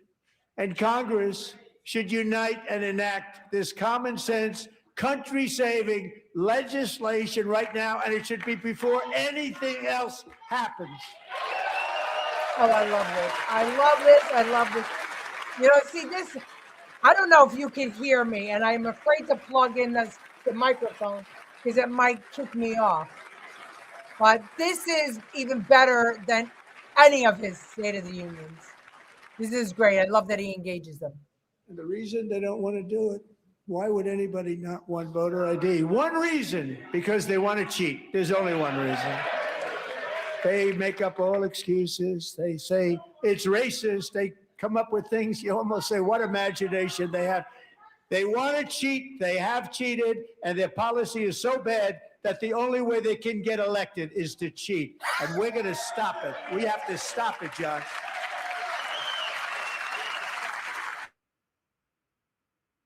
I love him. Love it, love it, love it.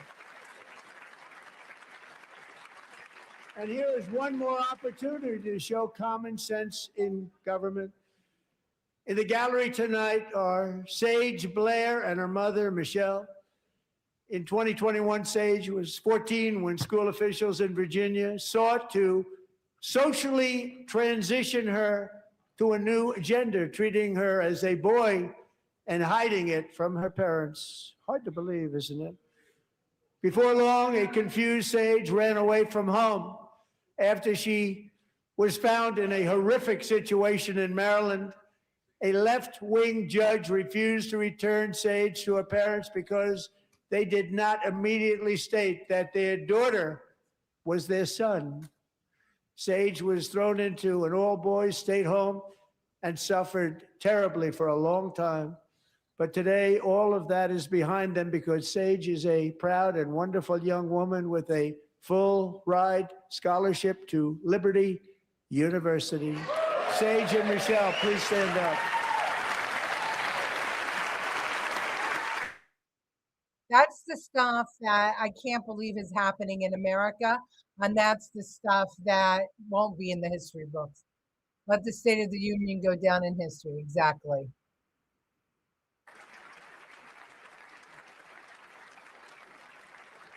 And thank you for your great bravery. And who can believe that we're even speaking about things like this? 15 years ago, if somebody was up here and said that, they'd say, what's wrong with him? And now we have to say it because it's going on all over numerous states without even telling the parents. But surely we can all agree no state can be allowed to rip children from their parents' arms and transition them to a new gender against the parents' will. Who would believe that we're even talking about this? We must ban it, and we must ban it immediately.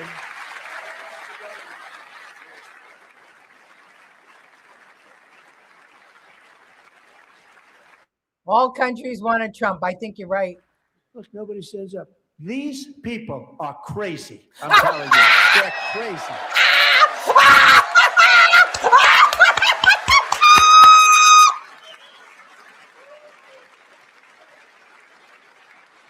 Amazing. We're lucky we have a country. With people like this, Democrats are destroying our country, but we've stopped it just in the nick of time, didn't we? Oh my God. I am so glad we're watching this together. I can't even believe how good this is. No one cares more about protecting America's youth than our wonderful First Lady. Now a movie star. She's a movie star. Can you believe it? Who would have believed that? Over the past year, she has had an incredible impact championing AI legislation, advancing a landmark executive order on foster care, and helping secure $30 million to launch the Melania Trump Foster Youth to Independence Initiative. It's a tremendous, really a tremendous thing that happened and had a lot of bipartisan support. She gets much better bipartisan support than I do. I get none. She gets a lot. Someday you're going to have to tell me how you did that. And students and educators in every state have joined the First Lady's efforts in the presidential AI challenge, keeping America's next generation positioned to succeed and strongly succeed in the future. Tonight, we welcome two young people whose lives reflect the First Lady's impact, Sierra Burns and Everest Nevermont. Thank you both, and Melania, thank you. I know how hard you worked on it. Thank you very much.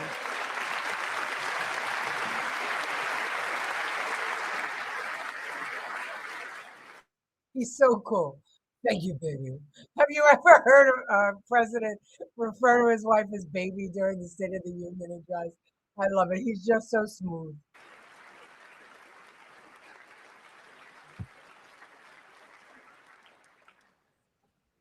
I'm very proud to say that during my time in office, both the first 4 years and in particular this last year, there has been a tremendous renewal in religion, faith, Christianity, and belief in God. Tremendous renewal.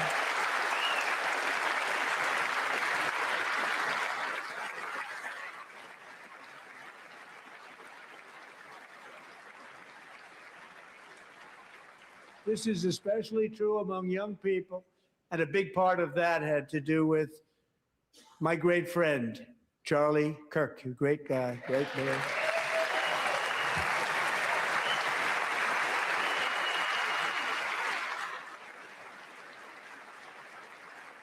So last year, Charlie was violently murdered by an assassin and martyred, really martyred for his beliefs. His wonderful wife, Erica, is with us tonight. Erica, please stand.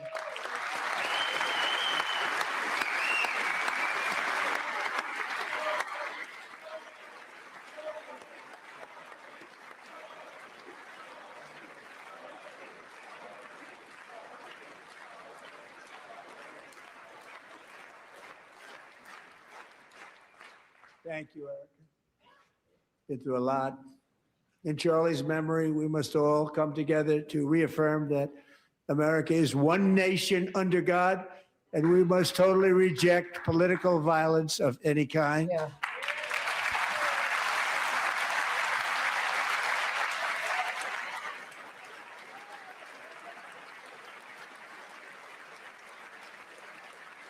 We love religion, and we love bringing it back, and it's coming back at levels that nobody actually thought possible. It's really a beautiful thing to see.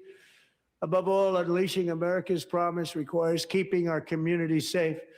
We have made incredible strides, yet dangerous repeat offenders continue to be released by pro-crime Democrat politicians again and again.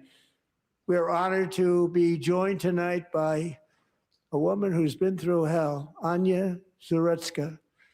In 2022, she and her beautiful daughter, so beautiful, what a beautiful young woman, Irina, fled war-torn Ukraine to live with relatives near Charlotte, North Carolina. And by the way, what's going on with Charlotte? Last summer, 23-year-old Irina was riding home on the train when a deranged monster who had been arrested over a dozen times and was released through no cash bail, stood up and viciously slashed a knife through her neck and body. No one will ever forget there were people on that train. No one will ever forget the expression of terror on Irina's face as she looked up at her attacker in the last seconds of her life. She died instantly. She had escaped a brutal war only to be slain by a hardened criminal, set free to kill in America, came in through open borders. Mrs. Zaretsky, tonight I promise you we will ensure justice for your magnificent daughter, Irina.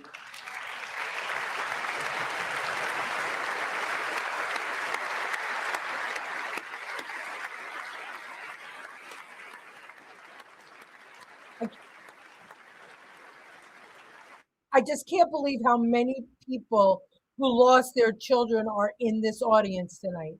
It's just crazy. How do you not stand? How do you not stand?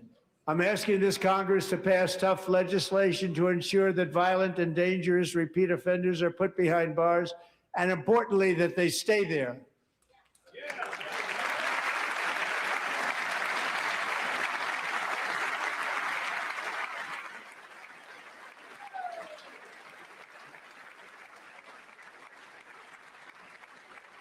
Starting last summer, I deployed our National Guard and federal law enforcement to restore law and order to our most dangerous cities, including Memphis, Tennessee, big success, New Orleans, Louisiana, big success, and our nation's capital itself, Washington, D.C., where we have almost no crime anymore in Washington, D.C. How did that happen?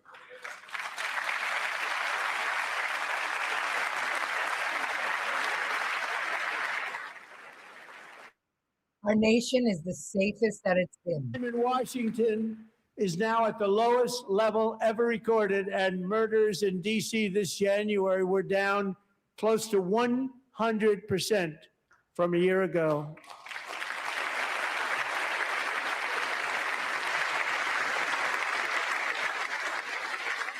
Are they standing? No. They don't like to hear that. One of the sick people, one of the brave service members who helped achieve this stunning turnaround was 20-year-old West Virginia Army National Guard Specialist Sarah Beckstrom. After a 4-month deployment, she voluntarily extended her service, and her rank was going to be lifted. She was doing so well. They were so proud of her. But the very next day, she was on patrol near the White House when she was ambushed and shot in the head by a terrorist monster from Afghanistan. Shouldn't have been in our country.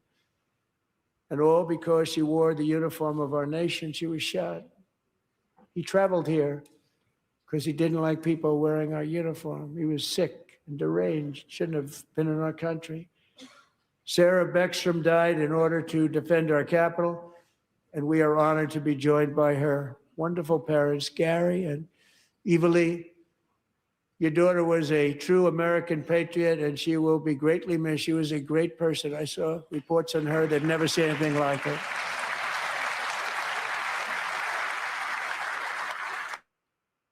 Let's see if the Democrats are standing or not. Want to take a bet?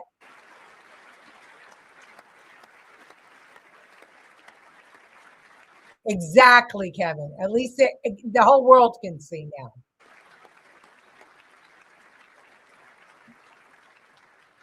So sorry. Thank you very much. A great young lady. I saw reports that were like, perfect. She was perfect.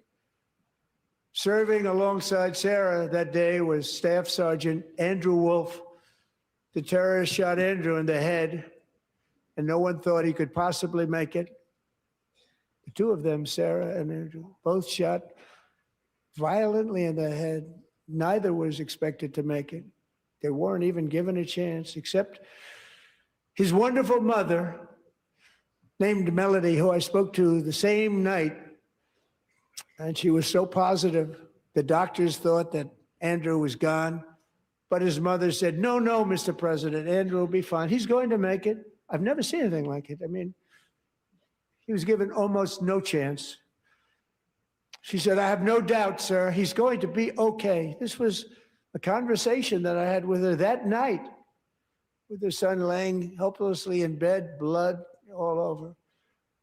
Everybody is praying, she said, sir, he will be okay. The doctors didn't understand what she was saying. And after looking at the results of the damage done, neither did I. She was so strong and conclusive that even Andrew's great father felt she didn't really understand the gravity of the situation. But she turned out to be right. Right, Melanie? She turned out to be right.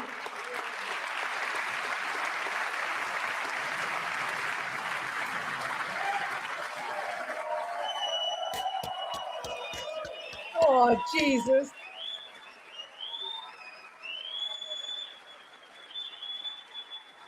God bless him. Oh, God damn it.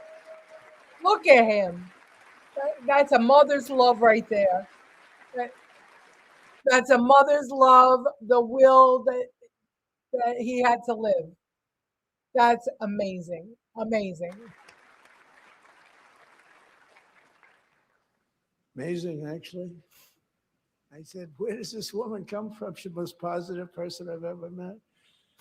With God's help, Andrew has battled back from the edge of death, and we're talking about the edge of death, on his way to a miraculous recovery. He's got a little work to do, but he's doing great. Nice to see you. He's a good-looking guy. Nice to see you. Thanks, Andrew. Thank you very much.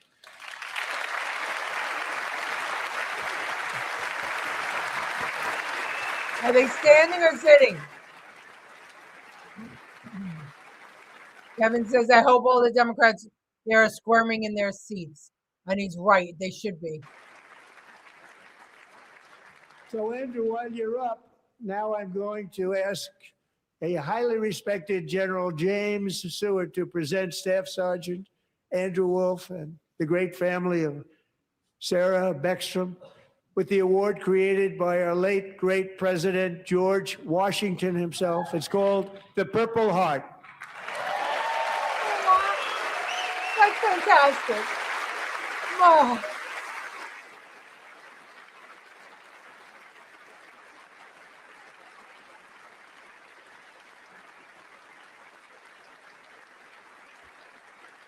Oh. Oh.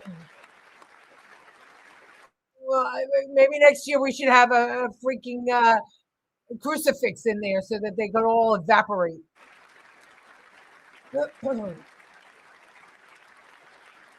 Oh, it is. It's great. It's amazing. Oh.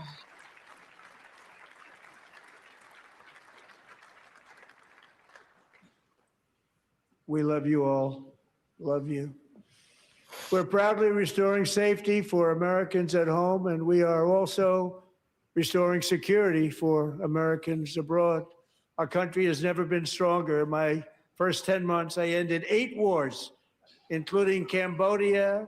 Isn't it funny? And sick people.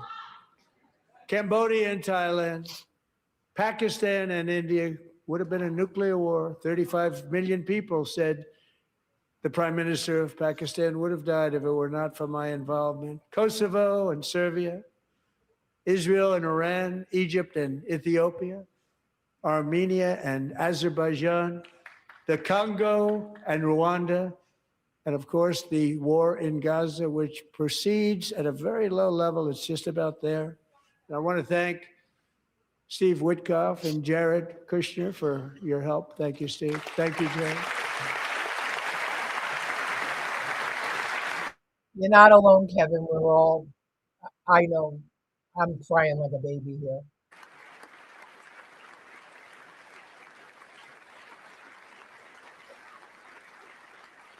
And I also want to thank the man they report to, Secretary of State Marco Rubio. Thank you, Marco.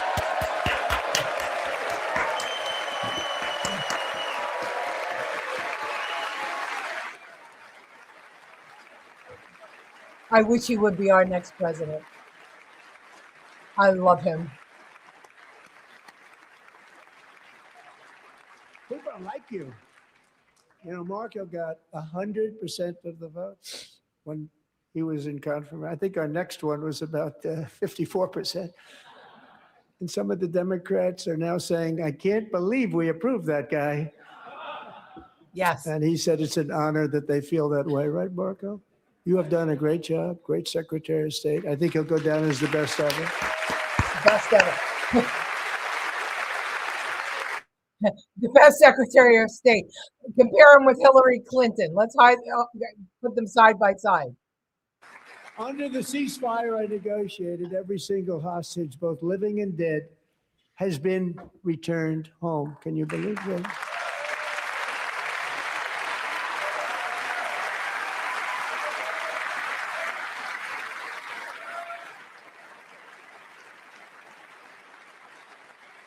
Nobody thought it was possible.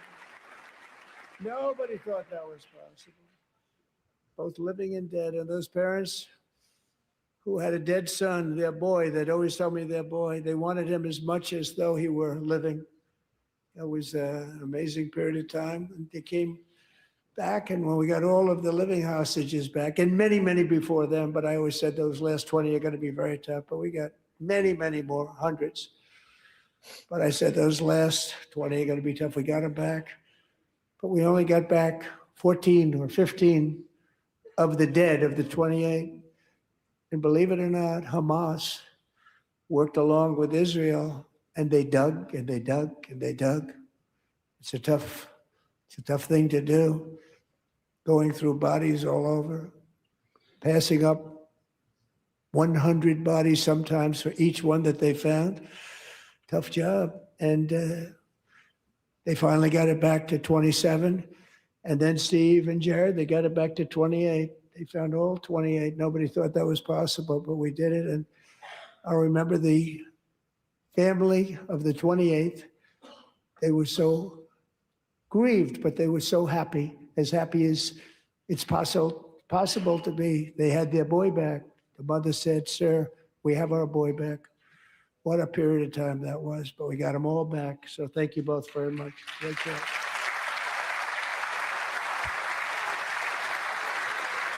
And the Democrats sided with Hamas. Think about that.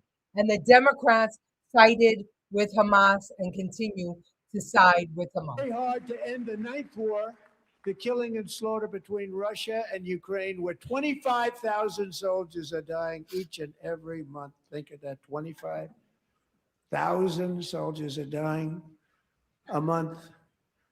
A war which would have never happened if I were president, would have never happened. As president, I will make peace wherever I can, but I will never hesitate to confront threats to America wherever we must. That's why in a breakthrough operation last June, the United States military obliterated Iran's nuclear weapons program with an attack on Iranian soil known as Operation Midnight Hammer.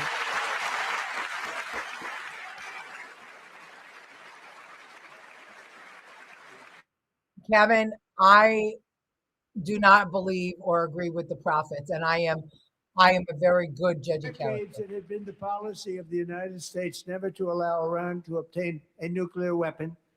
Many decades. Since they seized control of that proud nation 47 years ago, the regime and its murderous proxies have spread nothing but terrorism and death and hate.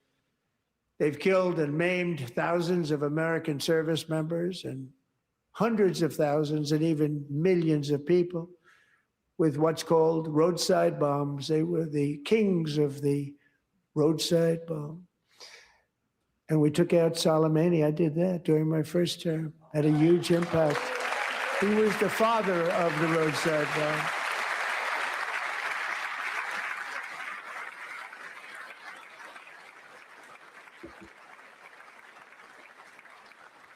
And just over the last couple of months with the protests, they've killed at least, it looks like 32,000 protests, 32,000 protesters in their own country. They shot them and hung them. We stopped them from hanging a lot of them with the threat of serious violence. But this is some terrible people. They've already developed missiles that can threaten Europe and our bases overseas, and they're working to build missiles that will soon reach the United States of America. After Midnight Hammer, they were warned to make no future attempts to rebuild their weapons program, and in particular, nuclear weapons. Yet they continue, starting it all over. We wiped it out, and they want to start all over again, and are at this moment again pursuing their sinister ambitions. We are in negotiations with them. They want to make a deal, but we haven't heard those secret words. We will never have a nuclear weapon. My preference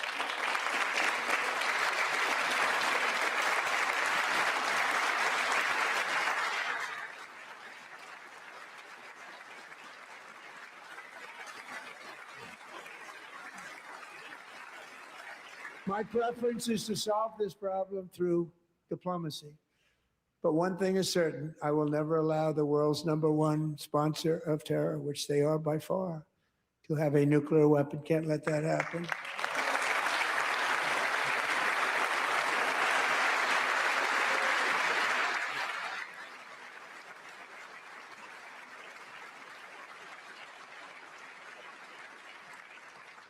And no nation should ever doubt America's resolve.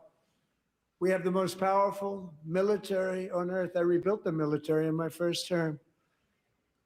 We're going to continue to do so. Also, we just approved a $1 trillion budget. We have no choice. We have to be strong, because hopefully we will seldom have to use this great power that we built together. It's really called peace through strength, and it's been very, very effective.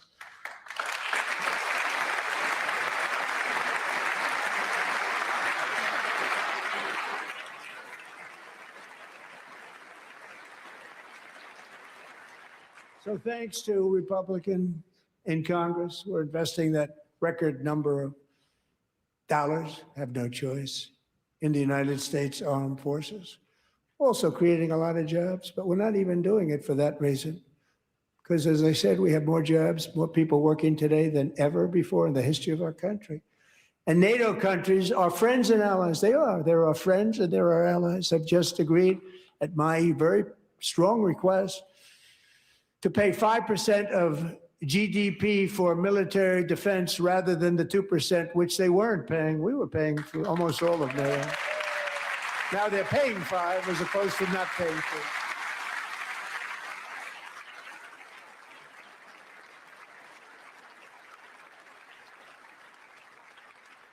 And getting that 5% was something which everyone said would never be done, could not happen. We got it really easily. One meeting. And big difference between 2% that's not paid. We were paying the freight of many of them. Very few were paid up. Now 5%, then they're paid. And everything we send over to Ukraine is sent through NATO, and they pay us in full. They pay us totally in full. Every branch of our armed forces is setting records for recruitment. This is so exciting. And every service member recently.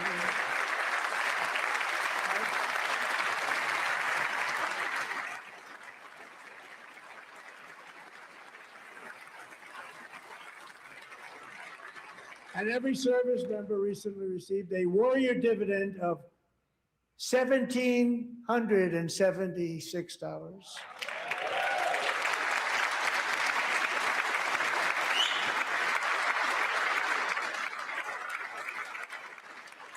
You know, they put it on my desk. We got the money from tariffs and other things, a lot of money. We have much more money than people understand. Have to rebuild that program a little bit, but it won't take long. But we got the money, and it was $1,775, and they wanted my approval.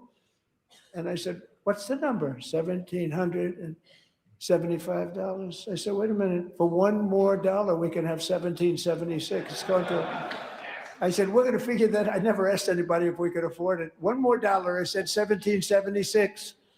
And I said, that's good. And I'll tell you what, our military, that was 4 months ago, our military, I never see a person in the military that doesn't thank me for it. So we're honored to do it. They deserve it.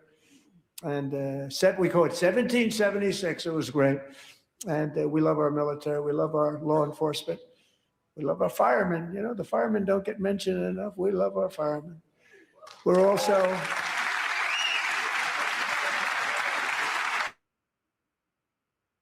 Reason why he can't tell Democrats about special operations being done is that they will leak it to other countries like Benghazi.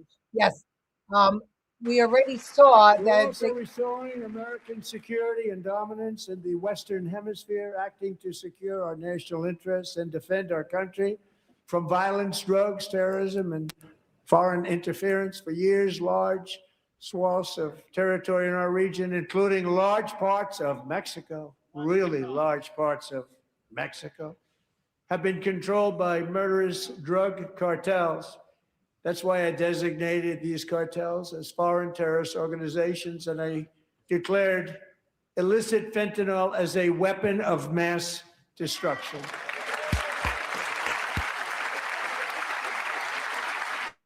To Kevin's point, I don't know if you guys heard, but they're trying to say that A new military campaign, we have stopped record amounts of drugs coming into our country and virtually stopped it completely coming in by water or sea. You probably noticed that. We very seriously damaged their fishing industry also. Nobody wants to go fishing anymore. We've also taken down one of the most sinister cartel kingpins of all. You saw that yesterday. In January,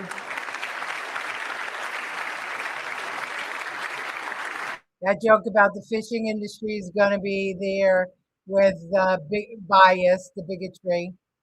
And by the way, General King. elite American warriors carried out one of the most complex, spectacular feats of military competence and power in world history. No one's seen anything like it. Foreign leaders, I won't tell you who, called me and they said, very impressive, very impressive. They couldn't believe, they all watched, they saw what happened. This is a different fighting force that we had years ago when we fought to tie. You know, it's a great fighting force. I'm so proud of it. Look at Space Force. Space Force is my baby. Because we did that, my baby is becoming so important.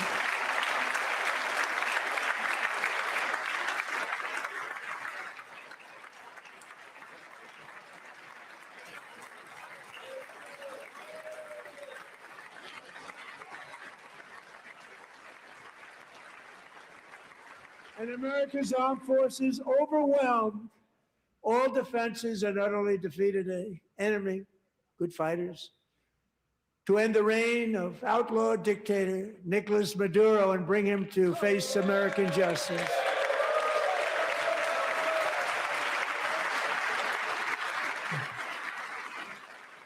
So all the newspapers carried stories that General Kane didn't want to go to Iran. He didn't think we could win. It also opens up a bright new beginning for the people of Venezuela.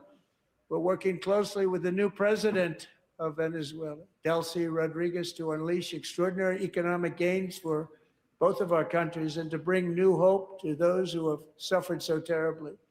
They really did suffer. With us tonight is Alejandro Gonzalez. She grew up in a tight-knit Venezuelan family and was especially close to her beloved uncle Enrique. But after Enrique ran for office and opposed Maduro, he was kidnapped by Maduro's security forces and thrown into the regime's really infamous prison in Caracas. Alejandro feared she would never see her uncle again. She feared for her own life also. But since the raid, we have worked with the new leadership, and they have ordered the closure of that vile prison and released hundreds of political prisoners already, with more to come. Alejandro, I'm pleased to inform you that not only has your uncle been released, but he is here tonight. We brought him over to celebrate his freedom with you in person. Enrique, please come down.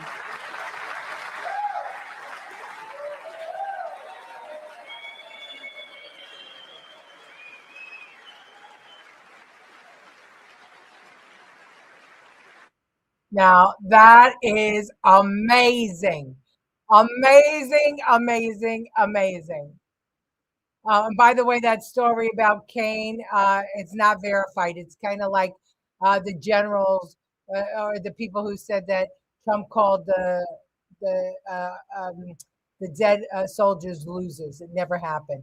So this is why the Democrats can't be told anything.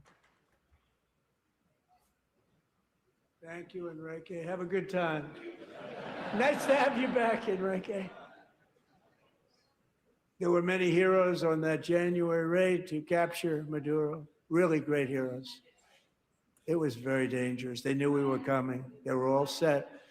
But the deeds of one warrior that night will live forever in the eternal chronicles of military valor. Chief Warrant Officer 5, Eric Slover, planned the mission and was the flight lead in the cockpit of the first helicopter. A big, beautiful, powerful helicopter. It was a massive Chinook carrying, as you can imagine, many, many American warfighters. Wearing the dog tags, his wife Amy had blessed with holy water before he left. She knew it was going to be a rough one. Eric steered the Chinook under the cover of night and descended swiftly upon Maduro's heavily protected military fortress. This was a major military installation, protected by thousands of soldiers and guarded by Russian and Chinese military technology. How did that work out? Not too good. While preparing to land, enemy machine guns fired from every angle, and Eric was hit very badly in the leg and hip, one bullet after another. He absorbed 4 agonizing shots, shredding his leg into numerous pieces. And yet, despite the fact that the use of his legs was vital to successful helicopter flight, legs are the most important part of flying a helicopter. To deliver the many commandos who would capture and detain Maduro was the only thing Eric was thinking about. Then, even as he was gushing blood, which was flowing back down the aisle, helicopter lands at a steep angle. The machine gun stood right in front of him. They were right in front of him, 2 machine gunners who escaped the wrath of the previous planes. Eric maneuvered his helicopter with all of those lives and souls to face the enemy and let his gunners eliminate the threat. Turned the helicopter around so the gunners could take care of business, saving the lives of his fellow warriors from what could have been a catastrophic crash deep in enemy territory. Only after safely landing the helicopter with all the warriors aboard in the exact right spot, which was vital to the mission, probably would have had to maybe cancel the mission if that didn't happen. Eric told his co-pilot, also wounded, but not as gravely, to take over. I'm about ready to pass out. The success of the entire mission and the lives of his fellow warriors hinge on Eric's ability to take searing pain. It was unbelievable what's happened to his legs of the bullets and keep on flying and landing. And people knew what was happening. Everybody in the back of the helicopter knew because they saw the blood pouring down the aisle. Chief Warrant Officer Slover is still recovering from his serious wounds, but I'm thrilled to say that he is here tonight with his wife, Amy, Eric, and Amy. Come on in.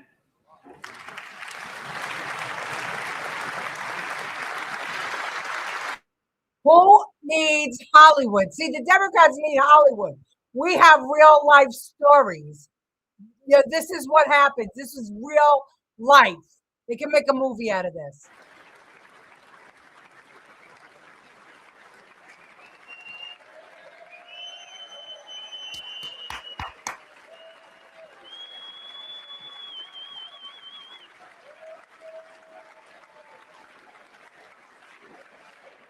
And Trump is such a great storyteller.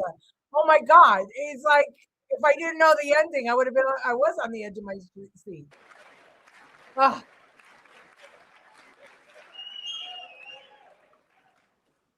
So we have a surprise, Eric and Amy. In recognition of Eric's actions above and beyond the call of duty, I would now like to ask General Jonathan Braga to present Chief Warrant Officer Slover with our nation's highest military award, the Congressional Medal of Honor.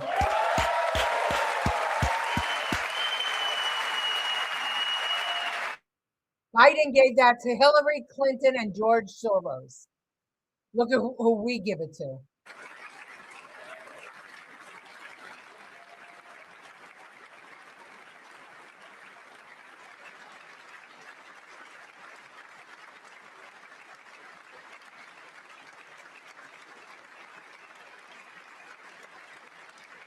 I may be wrong on that. They might have gotten the Freedom Medal.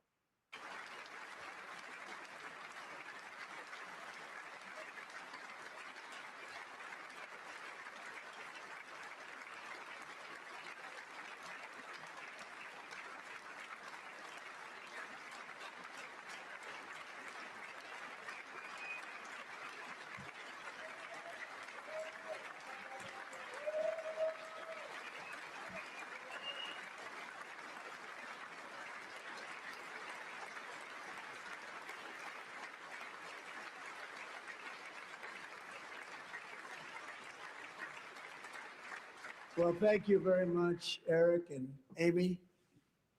Great to get to know you. I met with them and with a lot of their fellow warriors at Fort Bragg recently.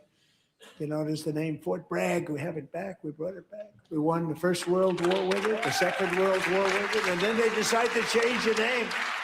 So we changed it back. Everybody wanted to change back too. And 10 of Eric's fellow warriors from that incredible night of victory will also be receiving medals at a private ceremony that will soon be held at the White House. And Eric will be there.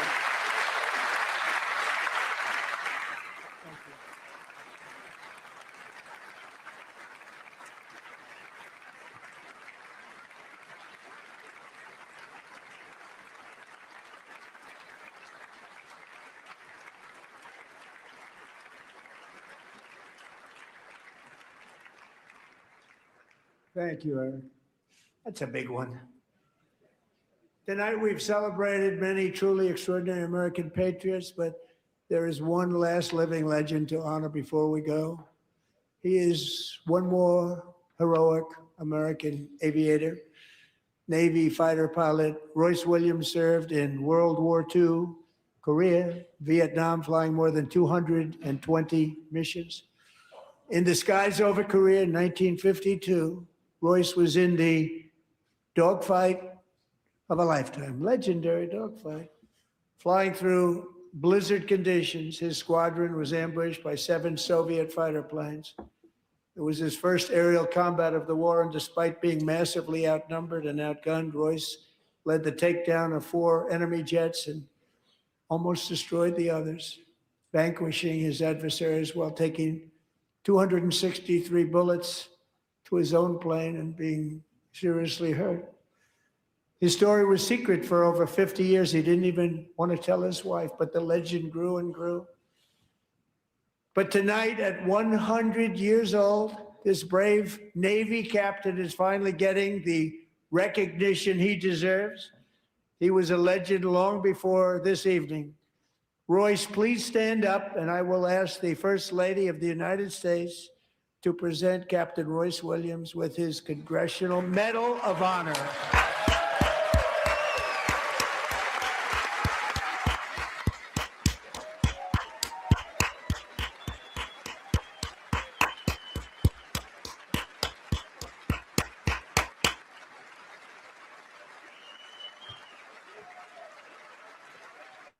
And that's what a Republican president does.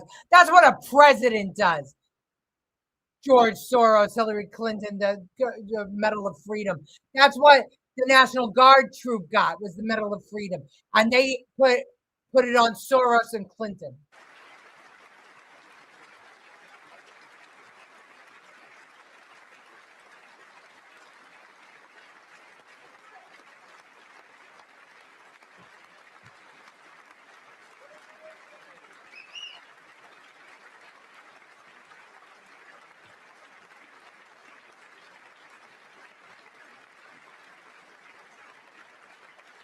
How happy is he that a beautiful supermodel just put that around his neck too? Oh my God, how fantastic. 100 years old. Think about that.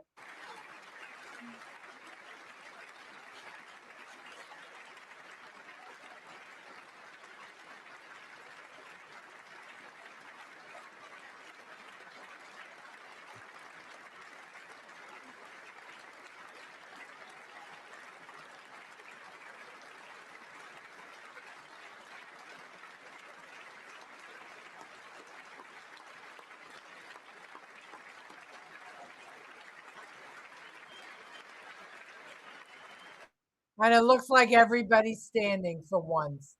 Thank God. I mean, could you imagine what other countries think about us if they stayed seated?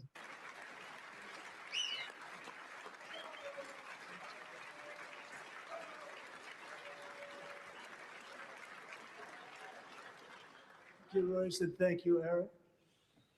I've always wanted the Congressional Medal of Honor, but I was informed I'm not allowed to give it to myself, and I wouldn't know why I'd be taking it, but if they ever open up that law, I will be there with you someday.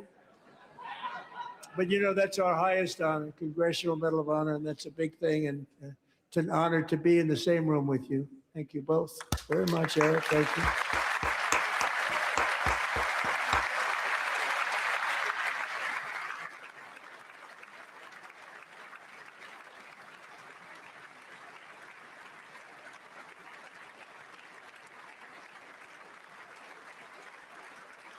Thank you.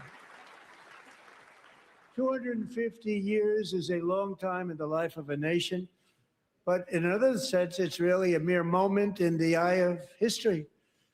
Two of the gentlemen we met in the gallery this evening took their first breaths 1 century ago, 100 years before that, on July 4th, 1826, the author of the Declaration of Independence, brilliant, Thomas Jefferson, drew his last breath. Just a single long human lifespan separates the giants who declared and won our independence from the heroes who stand among us tonight. Everything our nation has done, everything we have achieved, has been the work of those few great lifetimes. In those brief chapters, Americans built this nation from 13 humble colonies into the pinnacle of human civilization and human freedom, the strongest, wealthiest, most powerful, most successful nation in all of history. Americans ventured out across the daunting and dangerous continent. We carved paths through an unforgiving wilderness, settled a boundless frontier, and tamed the beautiful but very, very dangerous Wild West. From empty marshes and wide open plains, we raised up the world's greatest cities. Together, we mastered the world's mightiest industries and shattered history's monstrous tyrannies. And we liberated millions from the chains of fascism, communism, oppression, and terror. Americans lifted humanity into the skies on the wings of aluminum and steel. And then we launched mankind into the stars on rockets powered by sheer American will and unyielding American pride. We wired the globe with our ingenuity. We captivated the planet with American culture. And now we are pioneering the next great American breakthroughs that will change the entire world.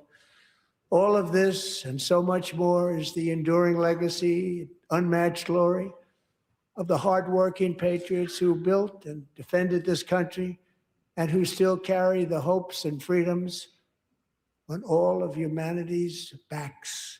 For years, they were forgotten, betrayed, and cast aside. But that great betrayal is over, and they will never be forgotten again. Because when the world needs courage, daring, vision, and inspiration, it is still turning to America. And when God needs a nation to work his miracles, he knows exactly who to ask.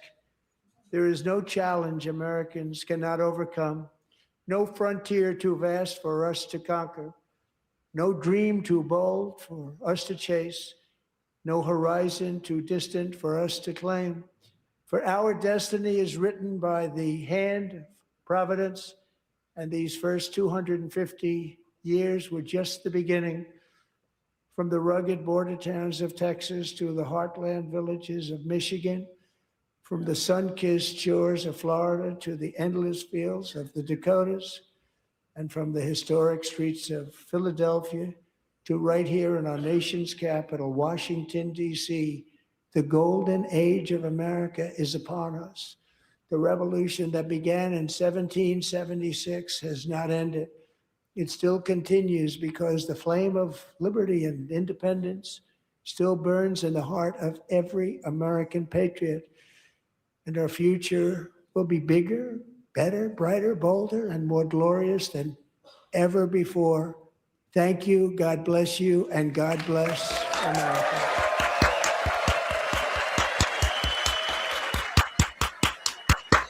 That was fucking If you've awesome. been watching the President's State of the Awesome, Union address, you have just awesome, witnessed awesome, history. Because for the awesome, first time since awesome, they've been awesome. keeping logs of this, President Trump's speech is the longest in history to a joint address to Congress. An hour and 47 minutes, almost an hour and 48 minutes. Again, the longest in history since we've been keeping track.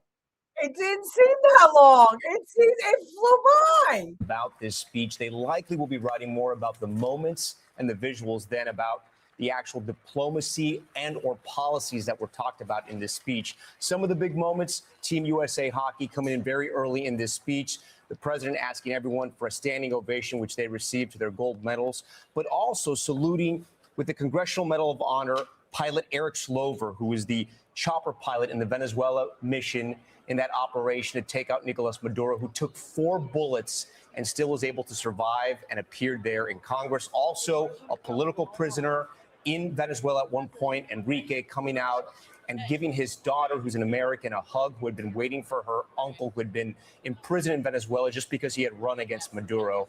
The president now taking some selfies here as he's walking out. In a short time, we will get the Democratic response from the Virginia governor as well.